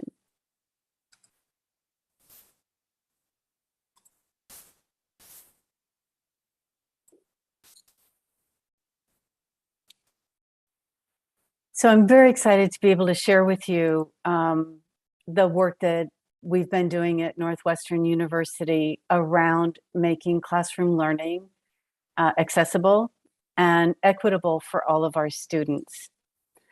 And I'd like to talk first about why we focused on access and equity, and then I'll talk a bit about what our approach was to improving the classroom environment for our students. The reason why we focused on access and equity is because we believe that diverse perspectives enhance creativity and lead to better outcomes. For example, the Boston Consulting Group study shows that diverse management teams have a 19% higher revenue due to demonstrating greater innovation. Similarly, the 2018 Hayes Asia Diversity and Equity Report told us that the top 3 benefits of diversity are improved company culture, leadership, and greater innovation. And Michigan State University did a research project that demonstrated that productivity in industry increased with the inclusion of people with disabilities. And I mention this in particular because often I think that when we think about diversity, we may think about gender or age, but we may not think about disability as a form of diversity. But there is evidence that including people with disability in our understanding of diversity also has a very positive effect for our societies. So that's why we focused on access and equity, as we believe it will serve both our students and our society. And I'd like to now talk a bit about how we went about looking at improving classroom learning, specifically because we wanted to create conditions that would promote the full participation of our students. So I'm sharing with you a chart that we have been gathering data since 2018, and from the student experiences at Northwestern. And in our survey, we would ask some questions about their classroom experience and their learning experience. And over those years, what we saw were consistent patterns where our students indicated that about 50% of those who completed the survey, that they didn't in fact buy all of the course materials required for their classes. There was a percentage of students that also would just avoid a certain class altogether because they knew that the cost of those course materials were beyond their reach. And we also had students who actually dropped a class once they had enrolled in it after discovering that they couldn't afford the cost of the course materials. There's 3 programs that I'd like to share with you. The first 2 are very similar in design. That's called Books for Cats and Art for Cats. And cats is because the wildcat is our mascot at my school. And then I'd also like to talk a little bit about the work we've done with creating open educational resources. So the Books for Cats and Art for Cats program is based on identifying our students with the highest financial need and then determining a set of classes for which we would just provide their course material at no cost to them to take that burden off of them. And the Books for Cats, as the name would imply, involved making textbook materials available to students. It also included the materials that they would need to work in a laboratory, including their lab coat and their goggles. And just to say that in determining our students with the highest financial need that would be eligible, we do know that there are students that would have just missed that inclusion point of being a part of that cohort who still find buying course materials very prohibitive. And so we took any of the textbook materials that we had included in our program and we put them into the library so that those students, while they couldn't be a part of the Books for Cats program, could still have access to the course materials without having to purchase them. And again, this was true for the Arts for Cats program. One of the couple of the differences between the two programs is the Books for Cats program is for first year students. I would love to expand it. I've been working to expand that cohort. But we also feel that those were our most vulnerable students coming into our university. The Art for Cats program is a little bit different, which is any student in any class cohort, first year, sophomore, junior, senior, could all participate in the Art for Cats program. What we would do is we would message these students that were eligible to participate in the program in advance of their registering for class. And we would give them a list of the courses that would be covered in the Books for Cats program and the two classes that were covered in the Arts for Cats program, and said to them in advance, you can enroll in these classes and we will provide your course materials. So this chart is just giving you a bit of an overview of the growth of the Books for Cats program. We started the program, we launched it in fall of 2018, and we started with 17 STEM classes for, again, our first year students, and they were introductory classes. And the reason we started with STEM classes is that they are typically the most expensive textbooks. They often have very high enrollment at my institution, and they are often required courses for a number of different majors. And one of the things that I particularly like about this chart is, since we launched with those 17 classes, this year we now have 168 classes that are within this program. So we have expanded to the humanities, we've expanded to social sciences, and we've expanded to the languages. We've also somewhat broadened the criteria for inclusion. That is, we have expanded the number of first year students that we are defining as having high financial need. But what this chart has said to me is that because I feel like we've been very careful in picking the classes that are most likely to be taken by our students, that their levels of participation, because any student that is enrolled in 4 Books for Cats classes, they would receive all of that course material. Now, some of those students may only be enrolled in 1 Books for Cats course, but by carefully selecting and working with our department chairs and our deans at our schools to select the courses, I feel that we're demonstrating that in that careful selection, we have increased the number of courses, but we've really been able to increase students' access because we've picked the correct classes, and so that's been very gratifying.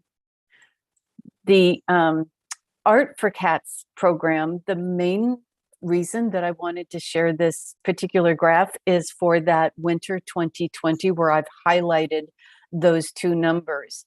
Prior to winter 2020, we launched the program in winter of 2020. So those enrollment numbers, they represent the high financial needs students enrolled in the Art 250 photography class and the Art 220 painting class.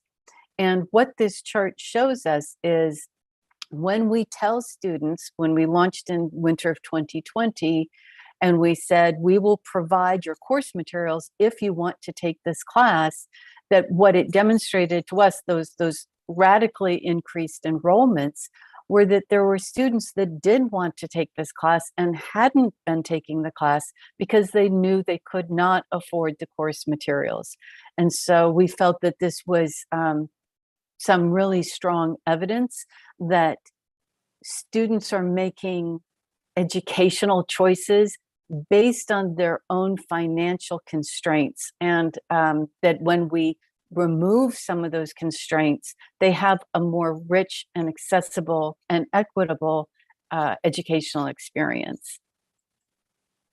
And these are just sharing with you some of the things that our students have told us over the last 4 years on how they have benefited from the Books for Cats program and for the Arts for Cats program. They have been very positive in their response.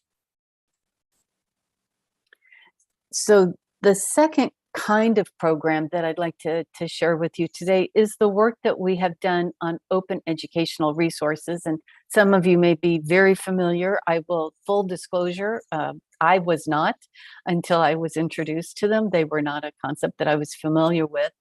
And that they are basically creating in a variety of different ways, but creating an educational resource that would be made accessible to anyone, not just at your own institution or our own institution, but would be made available to anyone.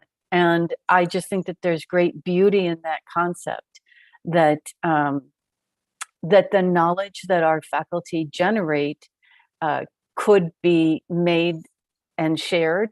I think that that would also promote greater levels of collaboration, and that it also allows our faculty to really customize the materials that they would like to cover.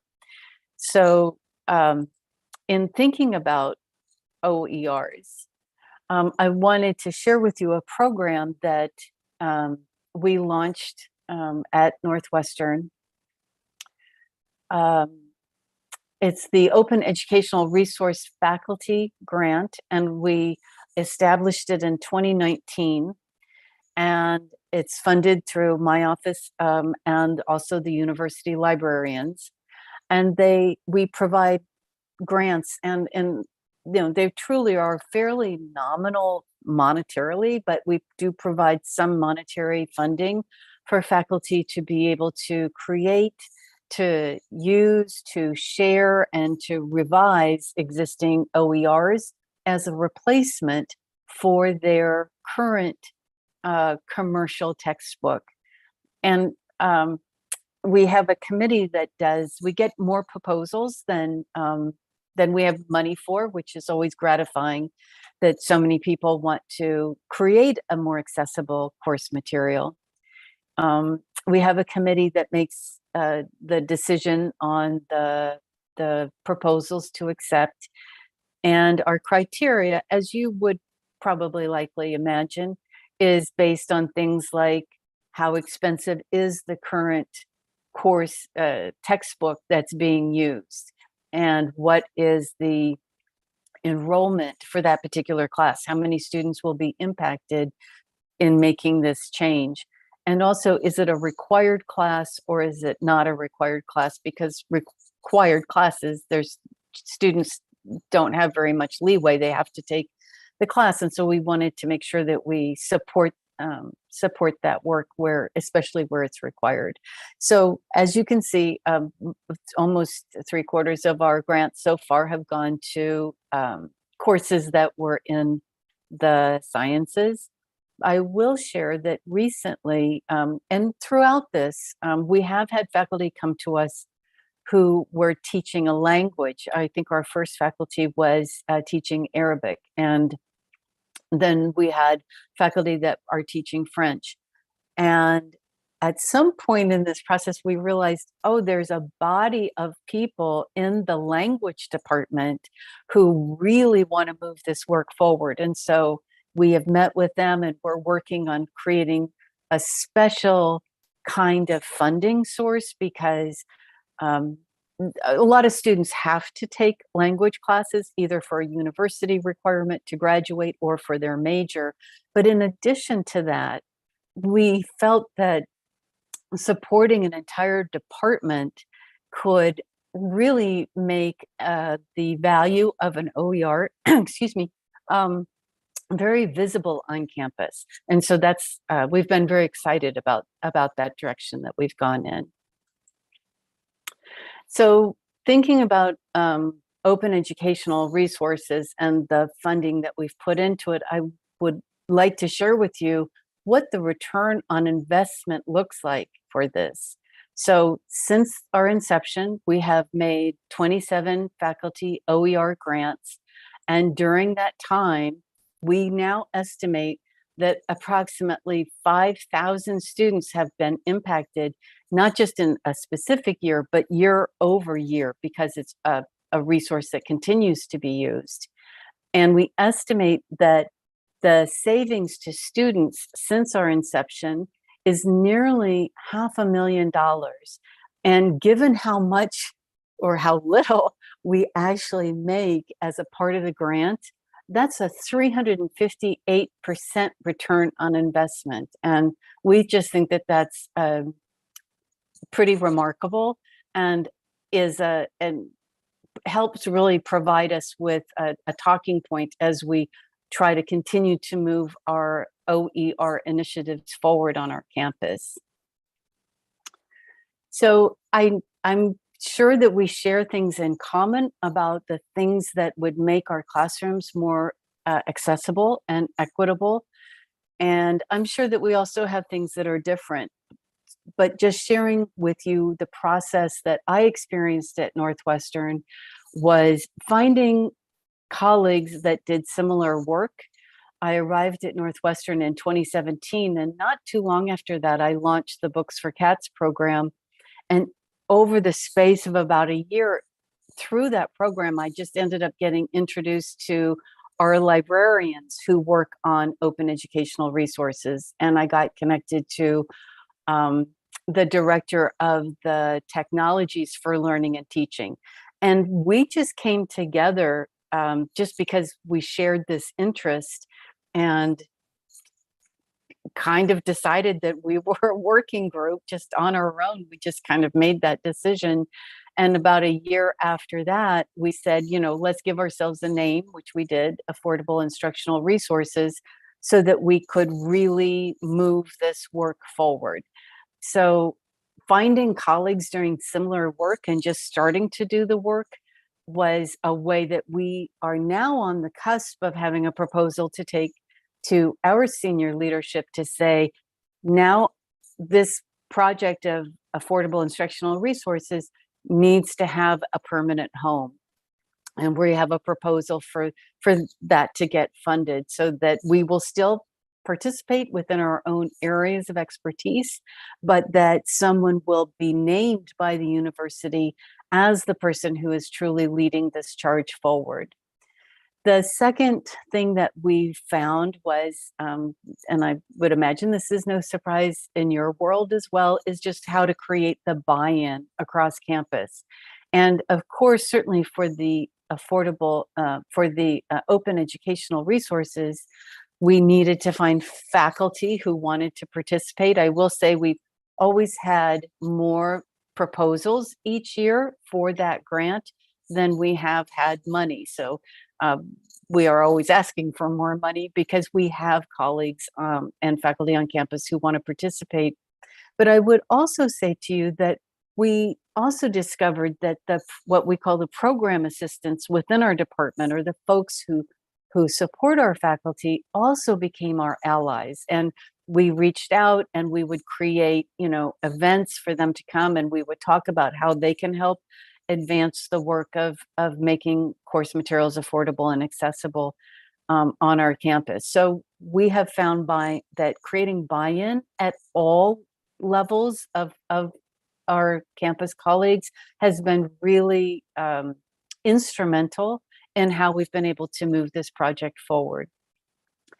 And we certainly believe the need to support faculty. What I mean by this particular talking point is that in addition to the grant, which is some money to be able to help support the work of creating an open educational resource, but it's also that the librarians who have that open educational resource expertise and their service to faculty in helping the faculty plan out the OER, plan out the pieces of the OER. The librarians manage all of the copyright and all of the pieces related to publishing the OER. Has been really instrumental in being able to move our work forward. And the last piece I would say is just we have really worked to be visible on campus. I am at a campus, at a school that I don't think has had to consider the cost of course materials for their students in the past. And so that was really a a road we had to walk to help people see that we were disenfranchising some of the students that we were there to serve. It was inadvertent, but we needed to name it so we could help address it. And so we've just found a variety of outlets through faculty newsletters and other sorts of mechanisms just to be visible and to become a resource for our campus. So with that, I just want to thank you again for the opportunity to be present and be happy to answer any questions should you have them.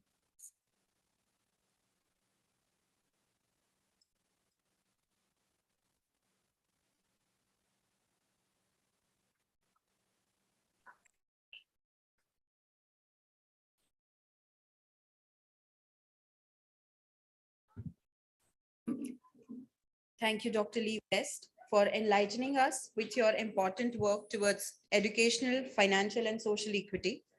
Thank you for sharing with us your findings and opinions today. It was a pleasure to have you with us. Thank you once again. Moving on forwards, I request Anamika ma'am to introduce our next speaker for the day.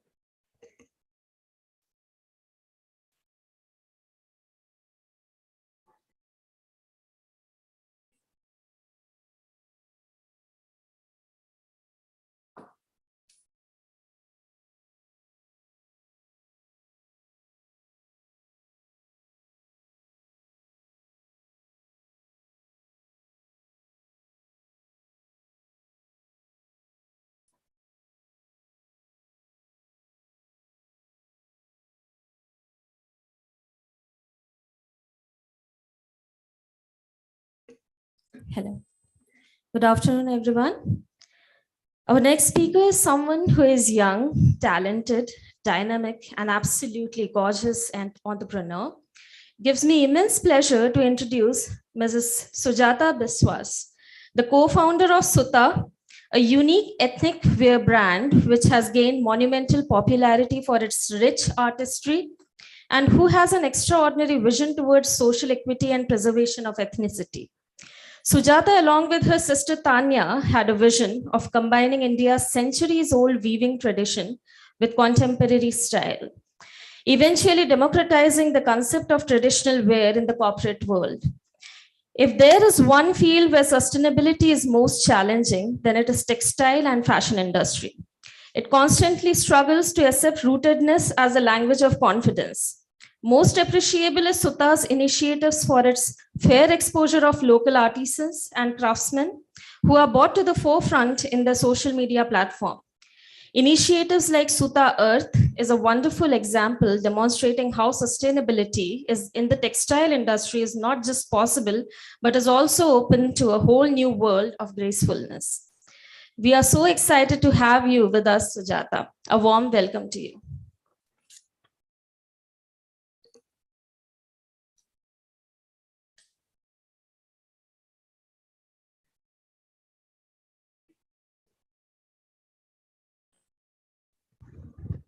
Thank you so much, and such a lovely introduction. Should I begin?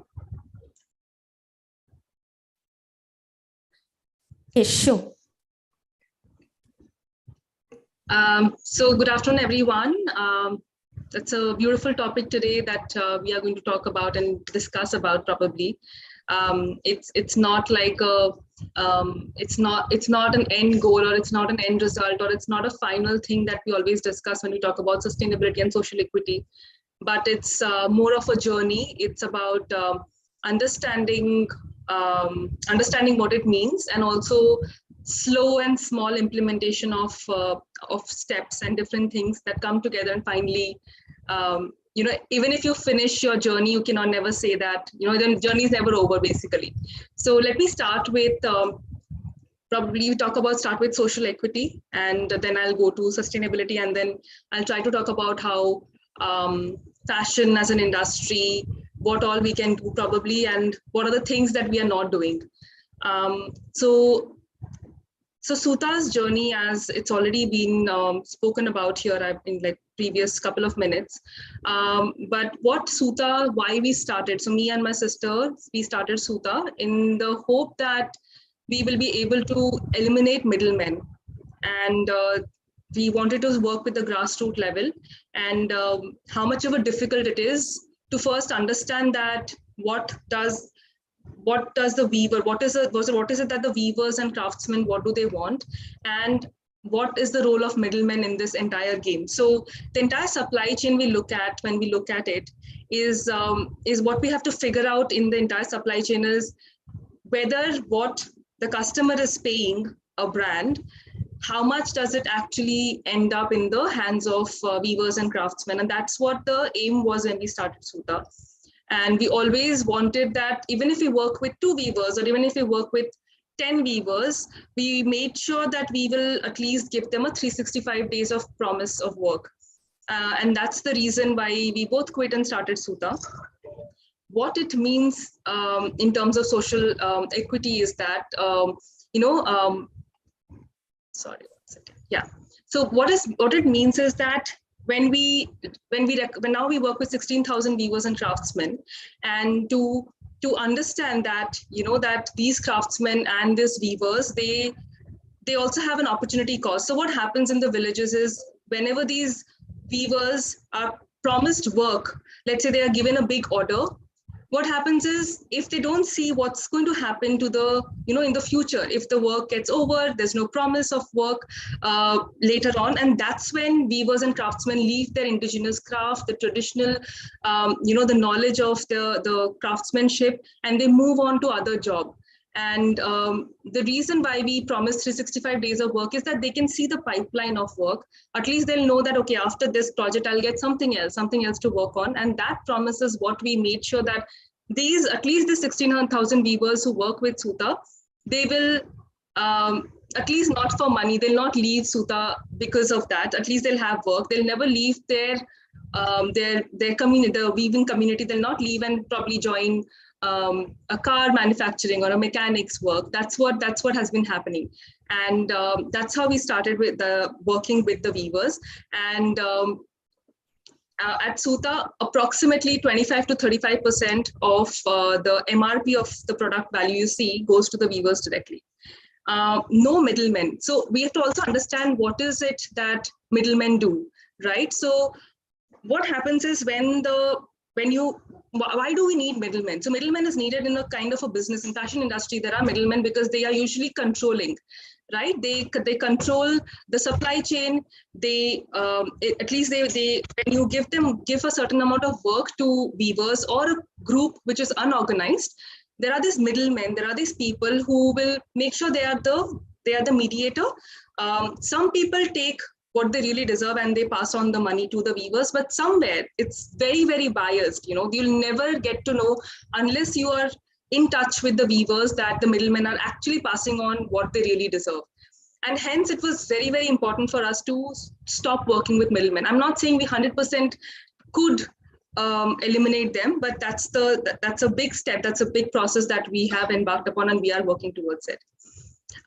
We also, there's a beautiful thing that we did. We realized that in a family of weaving community, in a household where the weaving happens, the head of the house usually is to take the money. So what happens is, let's say the entire family is weaving, or the entire family is working on an embroidery piece. Even if the wife and the husband and probably the sister or the father-in-law, mother-in-law, they all are working together, the husband of the household will go and deposit the work and will collect the money. And that's what was happening. So within establishing Suta, within a couple of months' time, we made sure that all the women of the household, everybody has an account. So we tried to divide the work in action items, smaller action items. So whenever the women, let's say they are attaching tassels or they have worked on a sari themselves, they get the saris and deposit. After the quality check is done, the women of the household should also, they get paid immediately. So what happens is, social equity is basically realizing that there is an inequality in the system. There are some people who are getting benefited and some people are absolutely not getting benefited, and slowly work towards it by making processes, systems, and making sure that we are moving a little towards equality, and that's what social equity means. And hence, these couple of the steps I'm going to discuss, that what we did is probably figuring out in the entire fashion supply chain where all you could eliminate these things. Apart from that, there is something called upskilling, right? We all know upskilling. We use the term quite often. But what upskilling does in terms of technology, in terms of new weaving techniques, upskilling makes sure that a group of people who probably don't know the best weaving practices, or they don't know how to make their work reach out to brands or customers, what we do is we do a lot of trainings. In terms of understanding of the new kind of weave, or in a new kind of technique that has come in the market, we work with these group of people, or a person or a master weaver from a different village. We make them travel, and they sit with and work with a new community. So what happens is that way people get upskilled, their technological advancement happens, the work level gets upskilled, and they also can charge a more premium for the work they do. So that's also a very important thing. Rather than just working, you can also, brand can also work on upskilling people around. And we also started providing raw materials. So that's, in a fashion industry, another major concern is where do we get the threads from? Who's the yarn supplier? Sometimes they also, yarn suppliers will also command a lot of the decision in a village or in a kind of a weaving community gets, it changes depending on, what kind of yarn supplier is there. So what we did is, because Suta, we started growing year on year, right? So just last year, we started working with the yarn vendors so that weavers do not get stuck in between getting the yarn. Let's say viewers would get it on credit, and later would come and submit the sari. We pay them, then they pay the yarn vendors. So that used to happen. So we became one of the people who would just give the threads, and then the weaver would work on it. So what happens here is the weavers whose specialization is weaving will not get into negotiations or work on not negotiations or getting the thread at the right time and making sure the production happens right. So what I'm trying to say is, once you realize that there is inequality, once you realize there are this group of people who would need your support, you figure out what all touch points are there and try to ease those touch points. So for example, we worked with the raw material, we make sure raw material is seamless. I'm not talking about all the villages, but I'm talking about a system that could be put in place where not just weaving community, I'm talking about weaving community because I work with them closely, but it could be any kind of community anybody is working with, figuring out what are the touch points and making them easy so that whatever this community is good at can focus on that and probably earn a little more money and become more self-sufficient. So technology and technique upskilling is one thing that was very crucial. We also enabled work from home, especially for women, because we realized in a village, let's say there are households, there were women who were new mothers, there were women who were caregivers of elderly people in their houses. So we made sure that we have a system where where women also get the opportunity that they don't have to always step out of the house and come and work and then go back, to earn money. We'd also provide systems where it became a little easier for them to take work home and they work back in the house and come and deposit their work and get the money. There's also something about a fashion brand, if they could work and actually improve the infrastructure of a village. So what we do is we work closely with the schools in the villages we work with, specifically 2 villages where we work with schools, and we also do plantation drive. So I'm saying social equity, you can attack it to make it, make it more equal. You can actually attack it from a lot of sides. So it could be the infrastructure improvement, it could be their solving their problem, it could be providing them new opportunities, it could be just a promise of providing them work. What fashion industry need to do is, one is the people aspect of it, the people side of it, which I spoke about. And there's also this environment side of it. And that is what a sustainable business should look at, right? So the fashion industry needs to be digital as well as circular. And before I joined, I heard that, somebody who spoke about Suta Earth and Relove program. I'll touch upon it a little later. But to just explain you how for everything you do, you actually you leave a carbon footprint. Right? So specifically fashion industry, because it's something that is not that, you are using, it's not a product of need. Right? It's fashion at the end of the day, and hence the carbon footprint. It is so important that the carbon footprint is a mark that is always kept in mind when you're producing or overproducing, for that matter, right? How do we make sure that a business model is sustainable? How do you make sure that the entire work culture is sustainable? So Suta is a bootstrapped company, and why I'm saying this is because for us, we figure out return on investment for every penny spent. We do not believe in burning cash. We do not believe in quick spends and acquiring customers fast. It's always methodical, it's always systematic, it's always SOP based, it's always method oriented. And what methods do, what a system does is that it eliminates waste.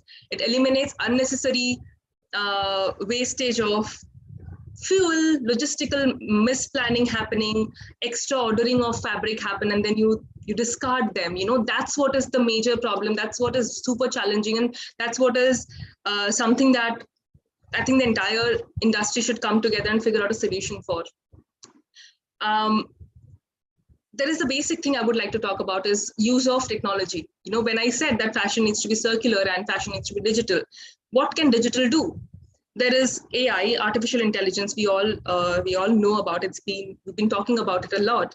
But what AI, simple tools which are available can do is, if you can just forecast your production, if you can just forecast what's going to come, if you could just gauge what customers would like, or let's say if you can produce the right amount of sizes, like the proper sizes, XS, XL, L, M, all the sizes, if you knew what will sell and you can produce according to the data and the AI, it would just reduce so much waste. It would just reduce overproduction, sales, wastage, all of this, if you can just be dependent on technology. So there are tools available. There are digitization which is required for fashion industry or a lot of industry here. Since I'm talking about fashion, there's so much you can do to make sure there is absolutely less wastage.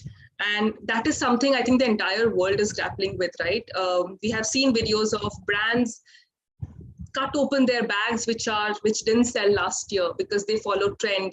We all hear that it's trendy, and at Suta we do not follow trend. If you would not see that something that was launched even when we started Suta, it still exists because we believe in timeless fashion. And I'm not saying bad things about trends. I'm not saying it's the wrong thing. Do work on trends, but if you're not working on AI, and if you're not producing what is required and you're overproducing, discarding it mindfully is so important, right? But we know that there are huge piles, mountains of clothes and discarded products which are lying somewhere, and it's not going to get decomposed. Nobody's doing anything about it. We just not look at it and think that the world is beautiful, but it's not, right? We are making it more polluted, and in the need and the greed for making money, we sometimes forget in this industry that what you throw, it's going to come back at you. It's lying there. It's not vanishing, even if you're dumping it in some other country. Okay, coming back to the robust systems and SOPs I was talking about, what it does is, let's say if you have control of processes, it's a basic example. For example, I'm shipping products from a location to our hub to our warehouse hubs to customers. And if there are not proper checks and I'm doing wrong shipments or I'm doing errors, we recall it back, we again ship it. That the entire fuel charge, who pays? But if mindfully, if you can put another check in the place so that, this unnecessary return to origin, RTOs and, returns, all of this doesn't happen, you save so much cost, and everything adds up to the carbon footprint. And how does the carbon footprints get calculated? Specifically for product industry, it is not just the product, it should be weighed for carbon footprint. For example, I have made a sari which is completely handloom and hand woven and probably hand spun. You not use electricity to make it, and you've used probably the most sustainable fabric, textile to, yarn to make it.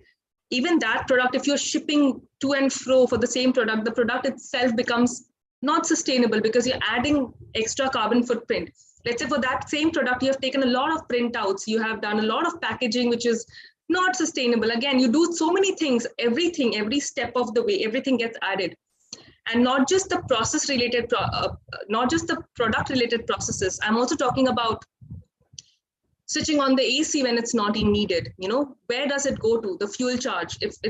If you have not made your office ventilated, if you have not put, if you have always shut windows and don't open the windows so sunlight enter, and you always switch on your lights, where does this get added? Everything gets added to the product. And it's not industry specific now I'm talking about, but I'm saying everything you work, everywhere you work, you can make sure that anything you are consuming, it's a cost to earth. It gets added somewhere, right? And that's how the carbon footprint should be calculated, and not just by the end product. Okay, moving on. There's also something called upskilling. This hiring, firing that happens. It's been a culture, right? That you hire, if the person's not good, fire that person. And if you plan well, if you even hire right, if you have a team of people who know their career chart, if they know that this is my growth plan and this is how I'm going in the organization, it's beneficial to you and the person. And if people even moving out and in of the organization also leads to carbon footprint, an increase in carbon footprint. So all of that together, and hence I'm saying it's not just the end product of the fashion industry, it's also the systems that can be aligned so that it's, you make lesser carbon footprint. So that's sustainable business model. You have to think from every side and attack the problem, and not just the face value of the problem. What you see is just the tip of the iceberg. And even the same as social equity, it's the same as sustainable business models and practices. Major issues when it comes to fast fashion industry is, I think, following trend. Discarding items that has just gone out of trend. Forget about it because I made it last season.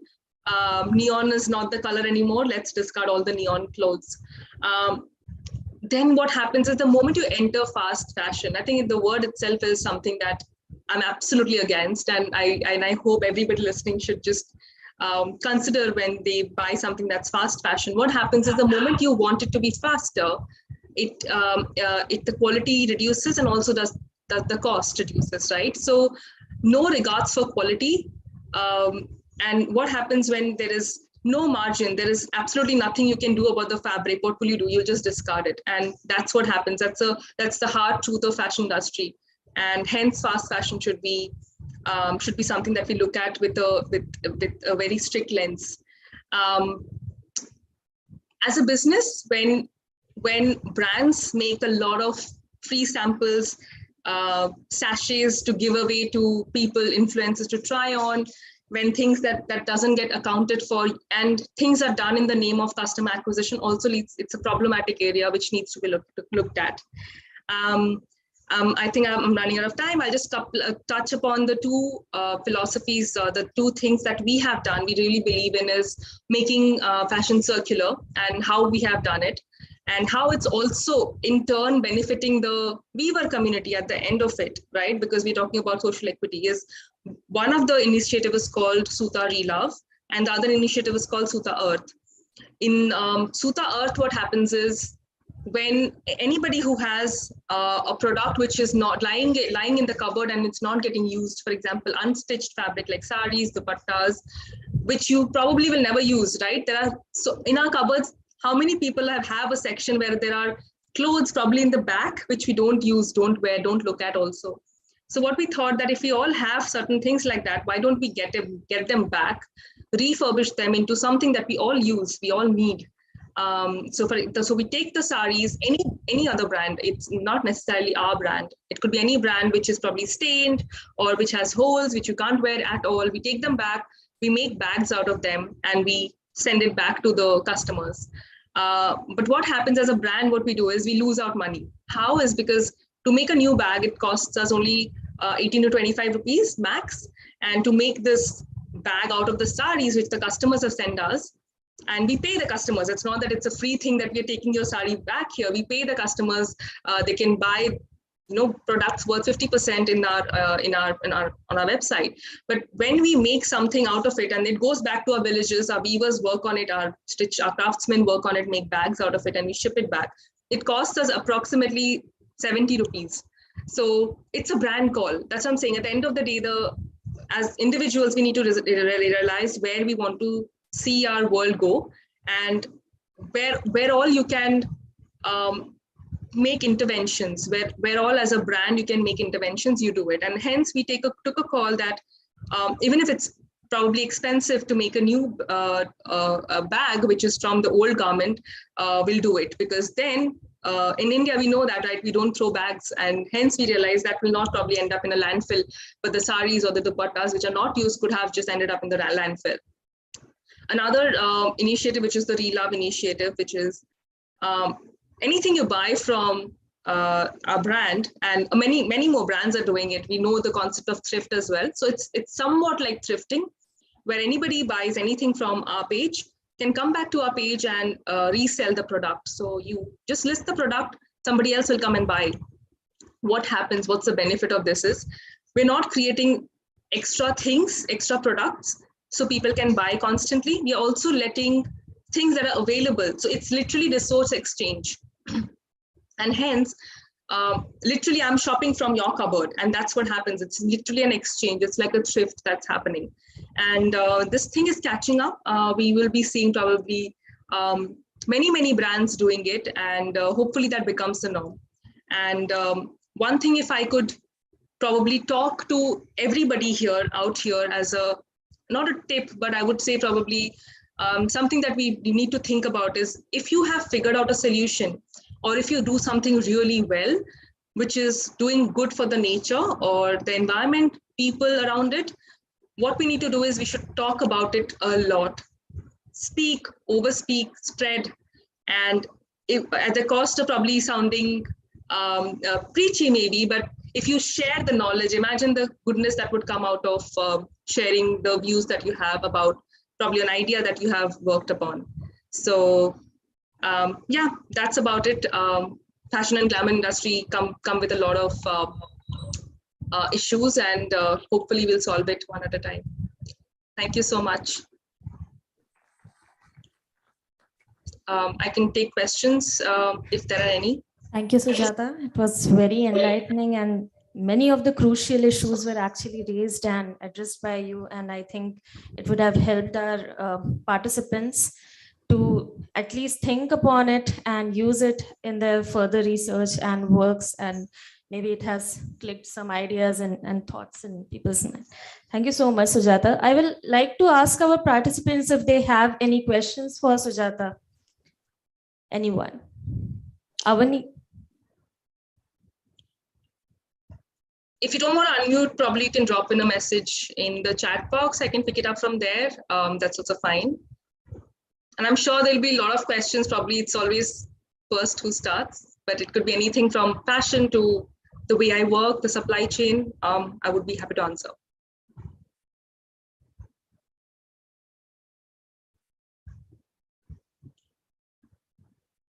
Was I not audible? Because I could just see a comment saying not audible.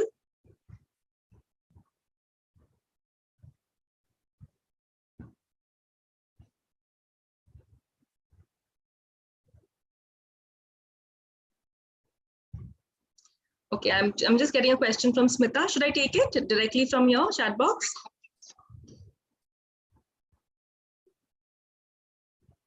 I'm taking the question, right? It's fine. I'm hoping it's fine. Thank you so much for insight. Thank you, Smita. What has been your most important challenge? So I'm keeping it towards the topic that we discussed today and not talking about generic challenges. Correct me if I'm wrong. Correct me if I'm wrong. If you want to hear about other challenges, I would like to talk about it. But the challenge when it came to thinking about social equity and sustainability, the biggest challenge is taking your team along. So what I mean by is, obviously we hire people, of course our values and ethos match, but at the same time, to convince people, to make them understand about every aspect of sustainability. That's what I'm saying. The sustainability is not just a process. If I tell you do 10 things, you will be sustainable. It's not like that. You can do some other things wrong and that could just offset whatever good you did. So if you just understand the concept that anything that you use, any resource that you're taking, even your breathing, you're leaving carbon, right? Because you're breathing. So I'm saying it could be as simple as understanding what all you're taking from the world, and whatever you throw out, it just should make sense. It should just, if you could just minimize, if you could look at everything you do, that's important. And hence, to make my team understand that whenever I am saying, okay, you follow the step, but if I'm not saying the other 10 things that they need to do, so to make people understand what is sustainability, to make sure that the steps are understood, it should come in from internal thing, right? It should be internalized, and then can you be sustainable. So these things was a major challenge for me, but then me and my sister, both of us are thorough advocates of sustainability and social equity. So even at the cost of giving extra work, there has been days when there were no projects, and we had to give project to my weavers, because we had to make sure that the weavers have 365 days of work, but we created new project just because we had to give, to convince the team that even if there is there is a challenge and there is less work, but we still are giving work. These are the challenges I think we face, and we'll constantly face, I think, in the future, but we'll work towards it. I think, yeah, Smita, I got your question right.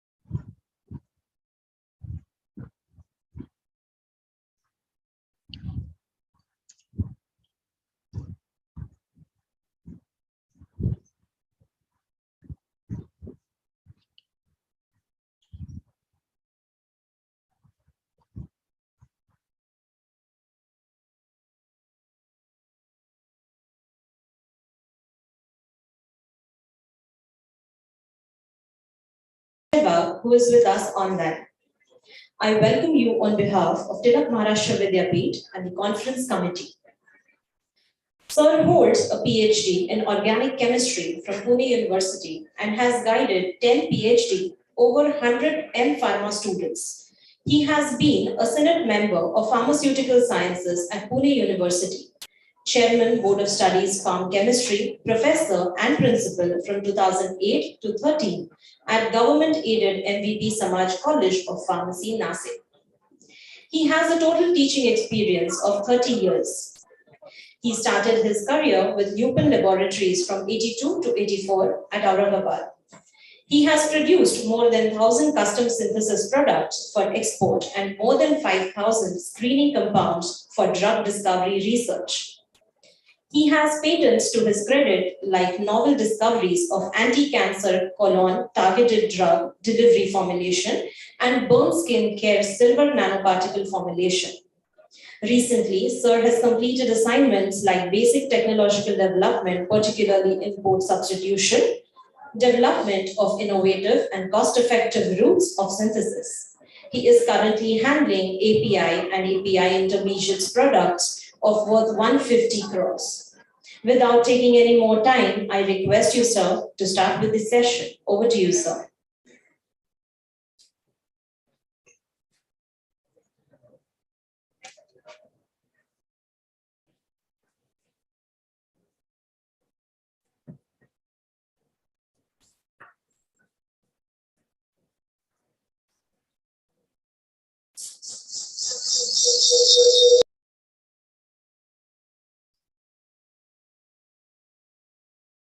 Can you hear me?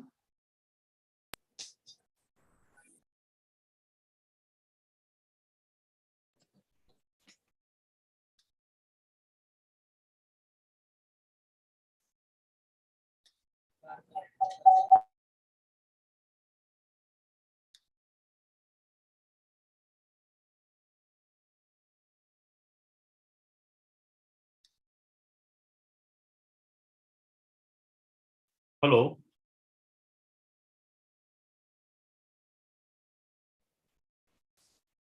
Hello. So you can continue. You are hearing me? Yeah. Am I audible to you? Yeah. So my topic for the today's Yes, sir. is So you are audible to us. yes.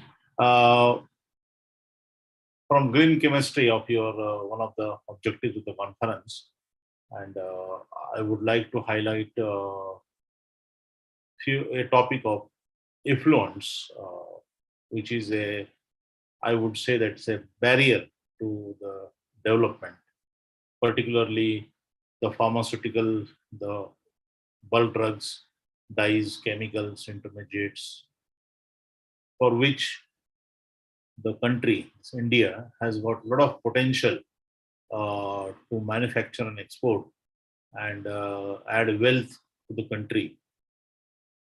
But the major barrier is today is the effluent generated from all the plants, which are to be treated and brought to the natural water quality scale, and to get rid of all the byproducts or the hazardous waste from that. And that has become a major challenge. And presently, if I look at the research programs and the number of research papers published, not much attention is given to the treatment of effluents or advanced technologies to treat this effluent.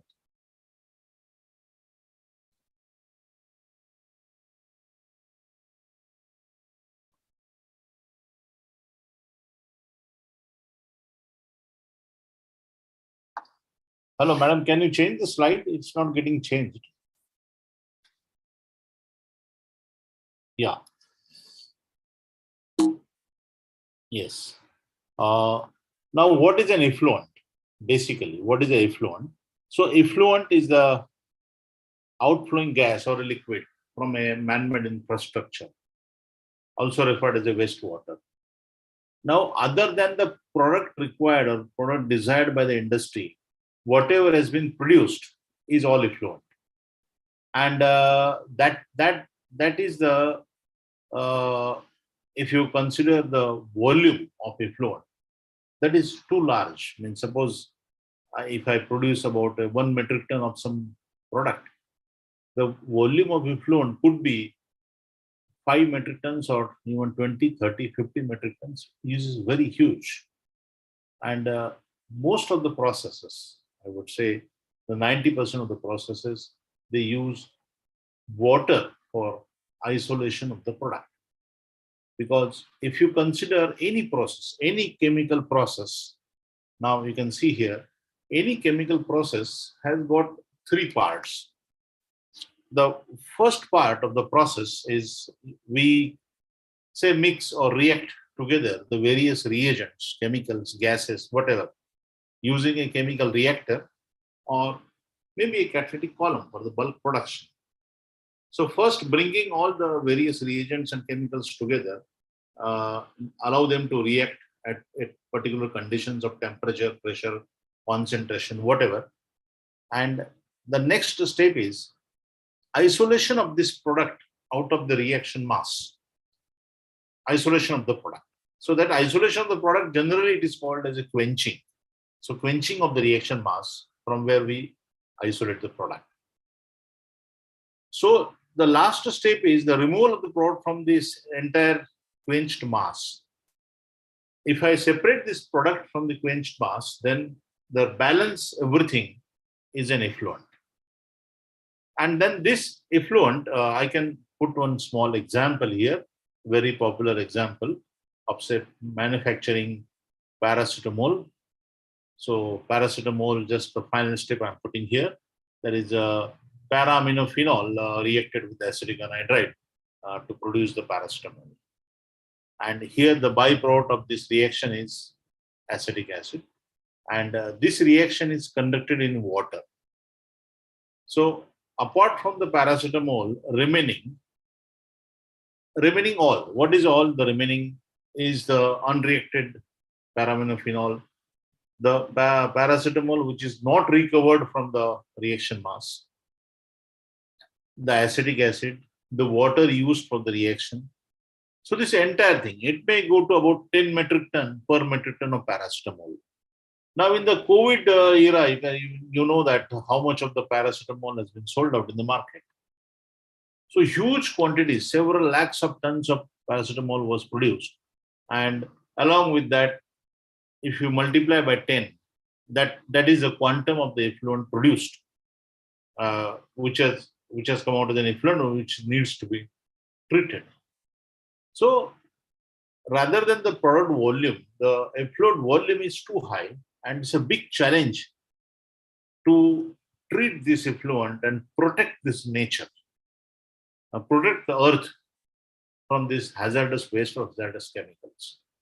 And unless and until we have a defined system, proper system working, not only system, but it should work, we cannot increase our capacities, we cannot support the industry, or we cannot increase the industrial outputs.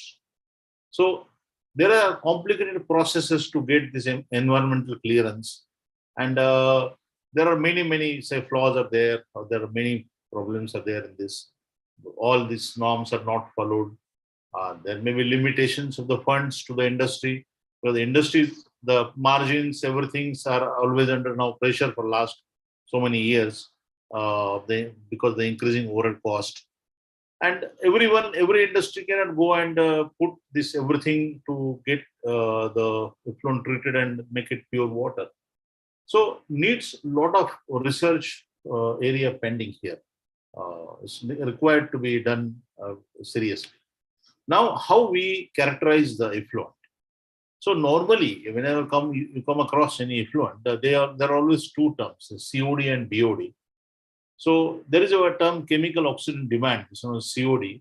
So that is actually a indicative measure of the mass of oxygen consumed or the volume of the effluent to degrade using oxygen. And you can estimate it by using, say, potassium dichromate required to degrade entire organic matter in the effluent, and measure that COD of this effluent, which is milligrams per liter, is the COD, so unit for the COD. Similarly, you have a biological oxygen demand, which is BOD, and that is actually the amount of dissolved oxygen in the effluent needed for the aerobic bacteria to break down the organic materials in the effluent, that is BOD.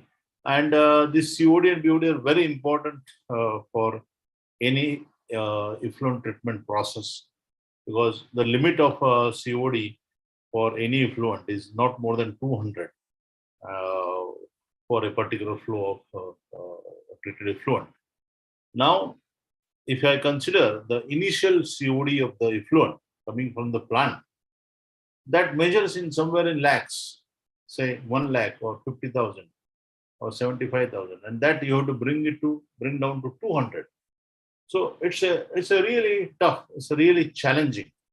And my next slide, I can explain you what is the current practice to bring down this CODs and make it as a proper effluent which we can discharge.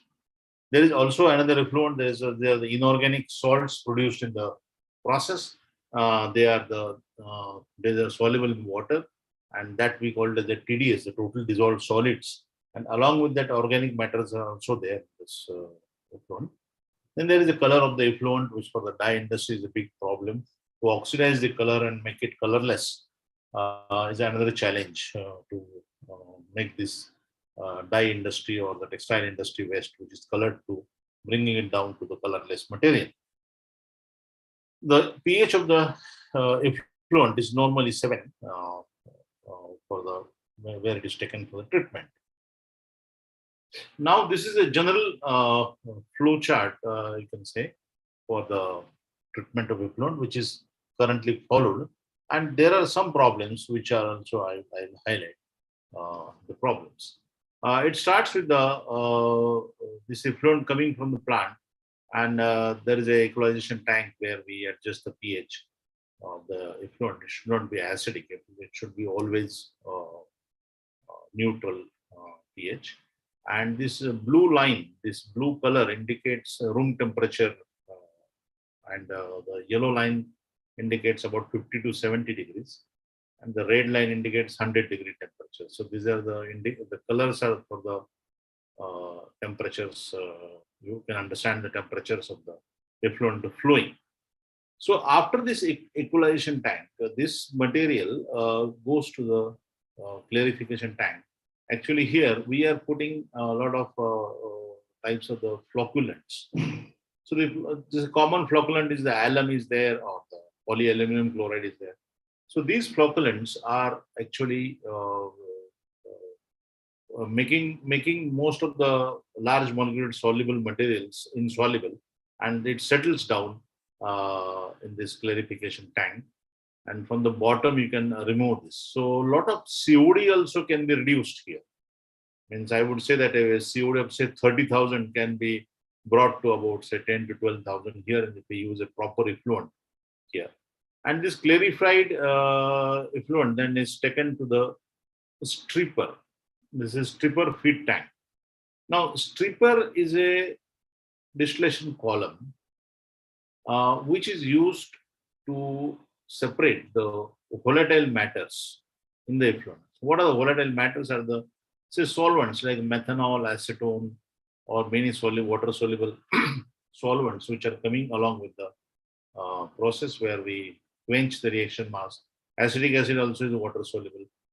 So here normally we feed this effluent to the clarified effluent to the stripper, and there will be separation of a, I would say here there is a volatile COD. Now, why I would say volatile COD? Because the organic material which is volatile, which is lesser boiling than water, gets separated here and collected separately. So I am automatically reducing the COD of this effluent because I have removed the volatile COD.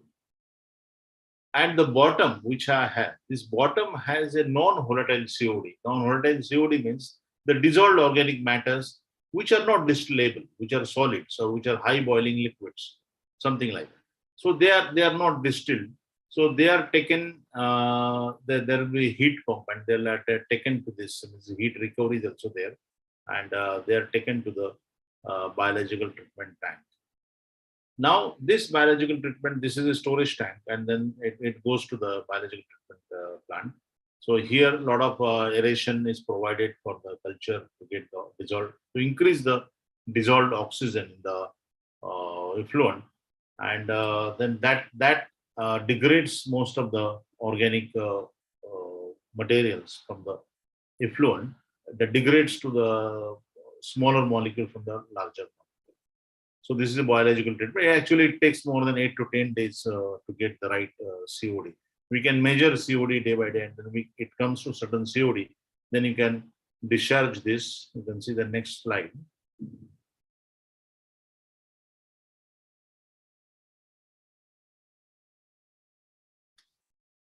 Yeah. So this from the biological treatment from the last slide, this is coming here to the another equipment is known as a multi-effect evaporator. So I've shown two columns, but there'll be maybe 5, 7, 10, whatever, depending on the number of effects required. We use so many columns here. So this is this biological treated effluent, which has got a almost a very low COD here. it is coming to the evaporator. So these are shown for this recovery of the heat at the various stages. So that is a different topic. But now almost I would say that every industry is using this multiple effect evaporator. But there are certain limitations to this, and this is what I want to tell you today. That many of making a mistaking for using this AMI, because whatever effluent I have, it is very less of inorganic material and a lot of organic matter is there. And when organic matter is not pure, it doesn't solidify. When it is a mixture of complex mixture of the various materials, there is no solidification upon evaporation in the tubes of this multiple effect evaporator. And most of the time, these tubes are there is a deposition of the tar on the tubes. And then the heat transfer of this steam tubes also becomes very bad, very, very bad. And then they get choked, and then you have to open this multiple effect evaporators every 2 weeks or every 1 month. You have to open and clean them. So that is not the correct way, what I say. But 90% industries are using this, and they are facing a lot of troubles in this AMIs. So what I have shown is a more accurate way to do this. So here we do not evaporate completely. We do not evaporate completely. We take out as a melt or say as a liquid from here. From the bottom of this evaporator. We take the liquid, and actually this is the condensate shown here. This liquid we are taking, which is hot. This liquid is pumped into a ATFD, that is agitated the falling film dryer. So here, this melt is flowing from the top to the bottom, and it has been heated, and it operates under vacuum. And then this is there will be a scraper, and it will be solidified perfectly with a scraper. And from the ATFD, you are getting the solid waste properly, which you can collect. So this solid waste, if I do not use this ATFD, then it gets collected here, and there is a big problem choking of this multi-effect evaporators. So this is the advanced technology nowadays used, and we can get rid of this. But still, I would say that it attracts a lot of new methods. They are coming up, new methods to minimize this time cycle for the effluent treatment. Now, if you see almost the biological treatment, that takes about more than 8 to 10 days because the slow degradation of the organic products. I would say that the aromatics are not at all degraded by the bacterial oxidation, because aromatics are very stable. They bacteria can only say oxidize the side chains. Like if you have effluent toluene in the effluent, then that will oxidize to benzoic acid. But if there is a naphthalene in the effluent, that won't be oxidized. Or benzene is not oxidized in the effluent, which are very, very toxic. So a lot of attention is to be paid still in this oxidation of this effluent. Basically, you need to oxidize the effluents to degradable products. Now, I have identified 3 major areas where a technology development, where there is a vacuum, I would say. That still, I would say that the catalytic high pressure oxidation of the effluents by continuous process, still it is no, I don't find any good company providing an equipment for catalytic oxidation of the organic matters from the effluent and separating the water. Because if I do this number one, then this becomes the best way to treat, to bring down the COD. Because catalytic oxidation can save your 1 week's time compared to the microbial methods. Though I understand that catalytic oxidation means a very high oxygen pressure to oxidize, and an efficient catalyst, a fixed bed catalyst. So this is a fixed bed process. There are equipments available, but very expensive. The Indian manufacturers are not able to get this, and then you treat the effluent. The cost becomes so high.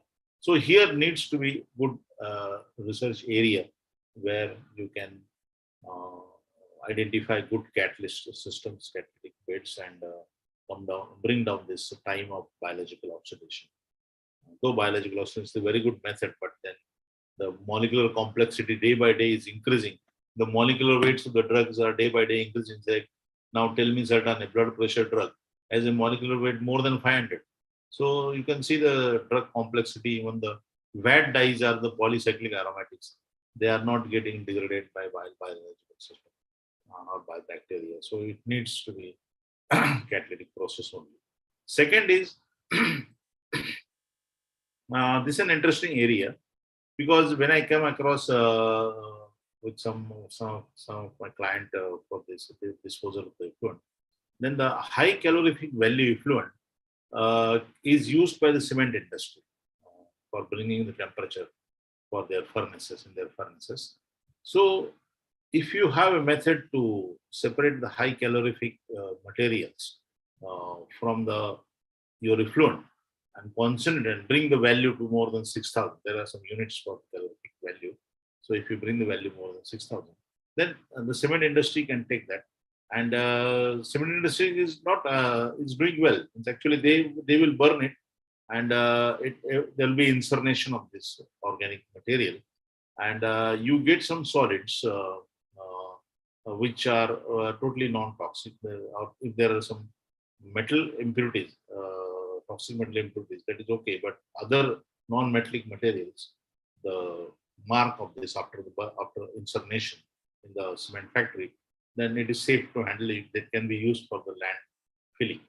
It is used. There is one of the good methods to dispose this high calorific waste material. The best method to degrade the aromatics. See, in this 1 and 2, I have not focused on much on aromatics. Here also high pressure aromatic degradation is there, but also that is not that efficient. But number 3 is the best method to destroy the aromatics. That is by using ozone. So normally people use ozone, but the ozone generators, they have got a very low percent ozone generation. Say like maximum say 0.5% in oxygen or 1% in oxygen. And ozone generation is again it takes a lot of power because it is generated in a discharge tube, or there are some electrical methods to produce converting oxygen to ozone. But ozone is the best one. Say, I would say the final arrow for this destroying these aromatics. You can degrade everything, even benzene degraded to glycol, or even naphthalene is also degraded. Everything, anything which is not degradable by biological system, not degradable by the catalytic process, you can use ozone and degrade that, and then giving it to the biological oxidation, biological treatment. It is very quickly your COD will come down. So that is all about my talk. And now, I don't know how many of you are interested to ask me any questions. I'm ready to answer.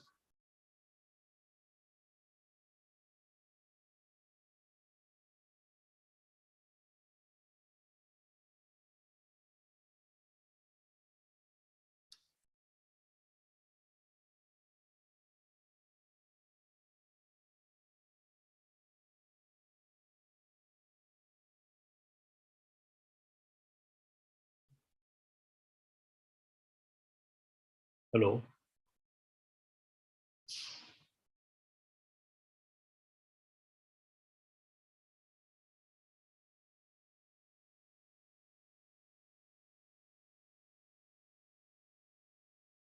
Hello. If there are any questions, I can check in the chat box.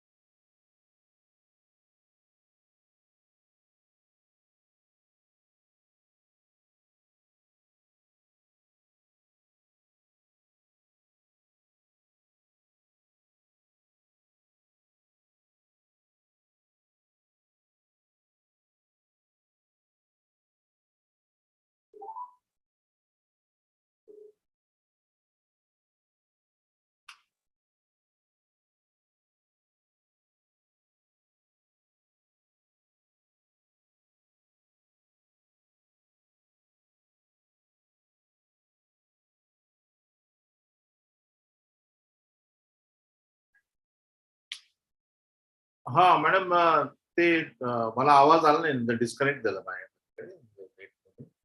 तर complete झालंय का? हा झालं ना. हा हा ठीक आहे ठीक आहे. हा या या या.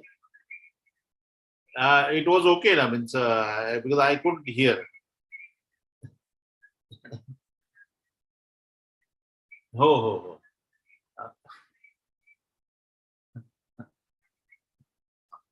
चालेल चालेल. त्यांना थँक्यू सांगून टाका देवधर मॅडमना, त्यांनी मला इन्व्हाइट केलं होतं याच्यासाठी. Yes thank you.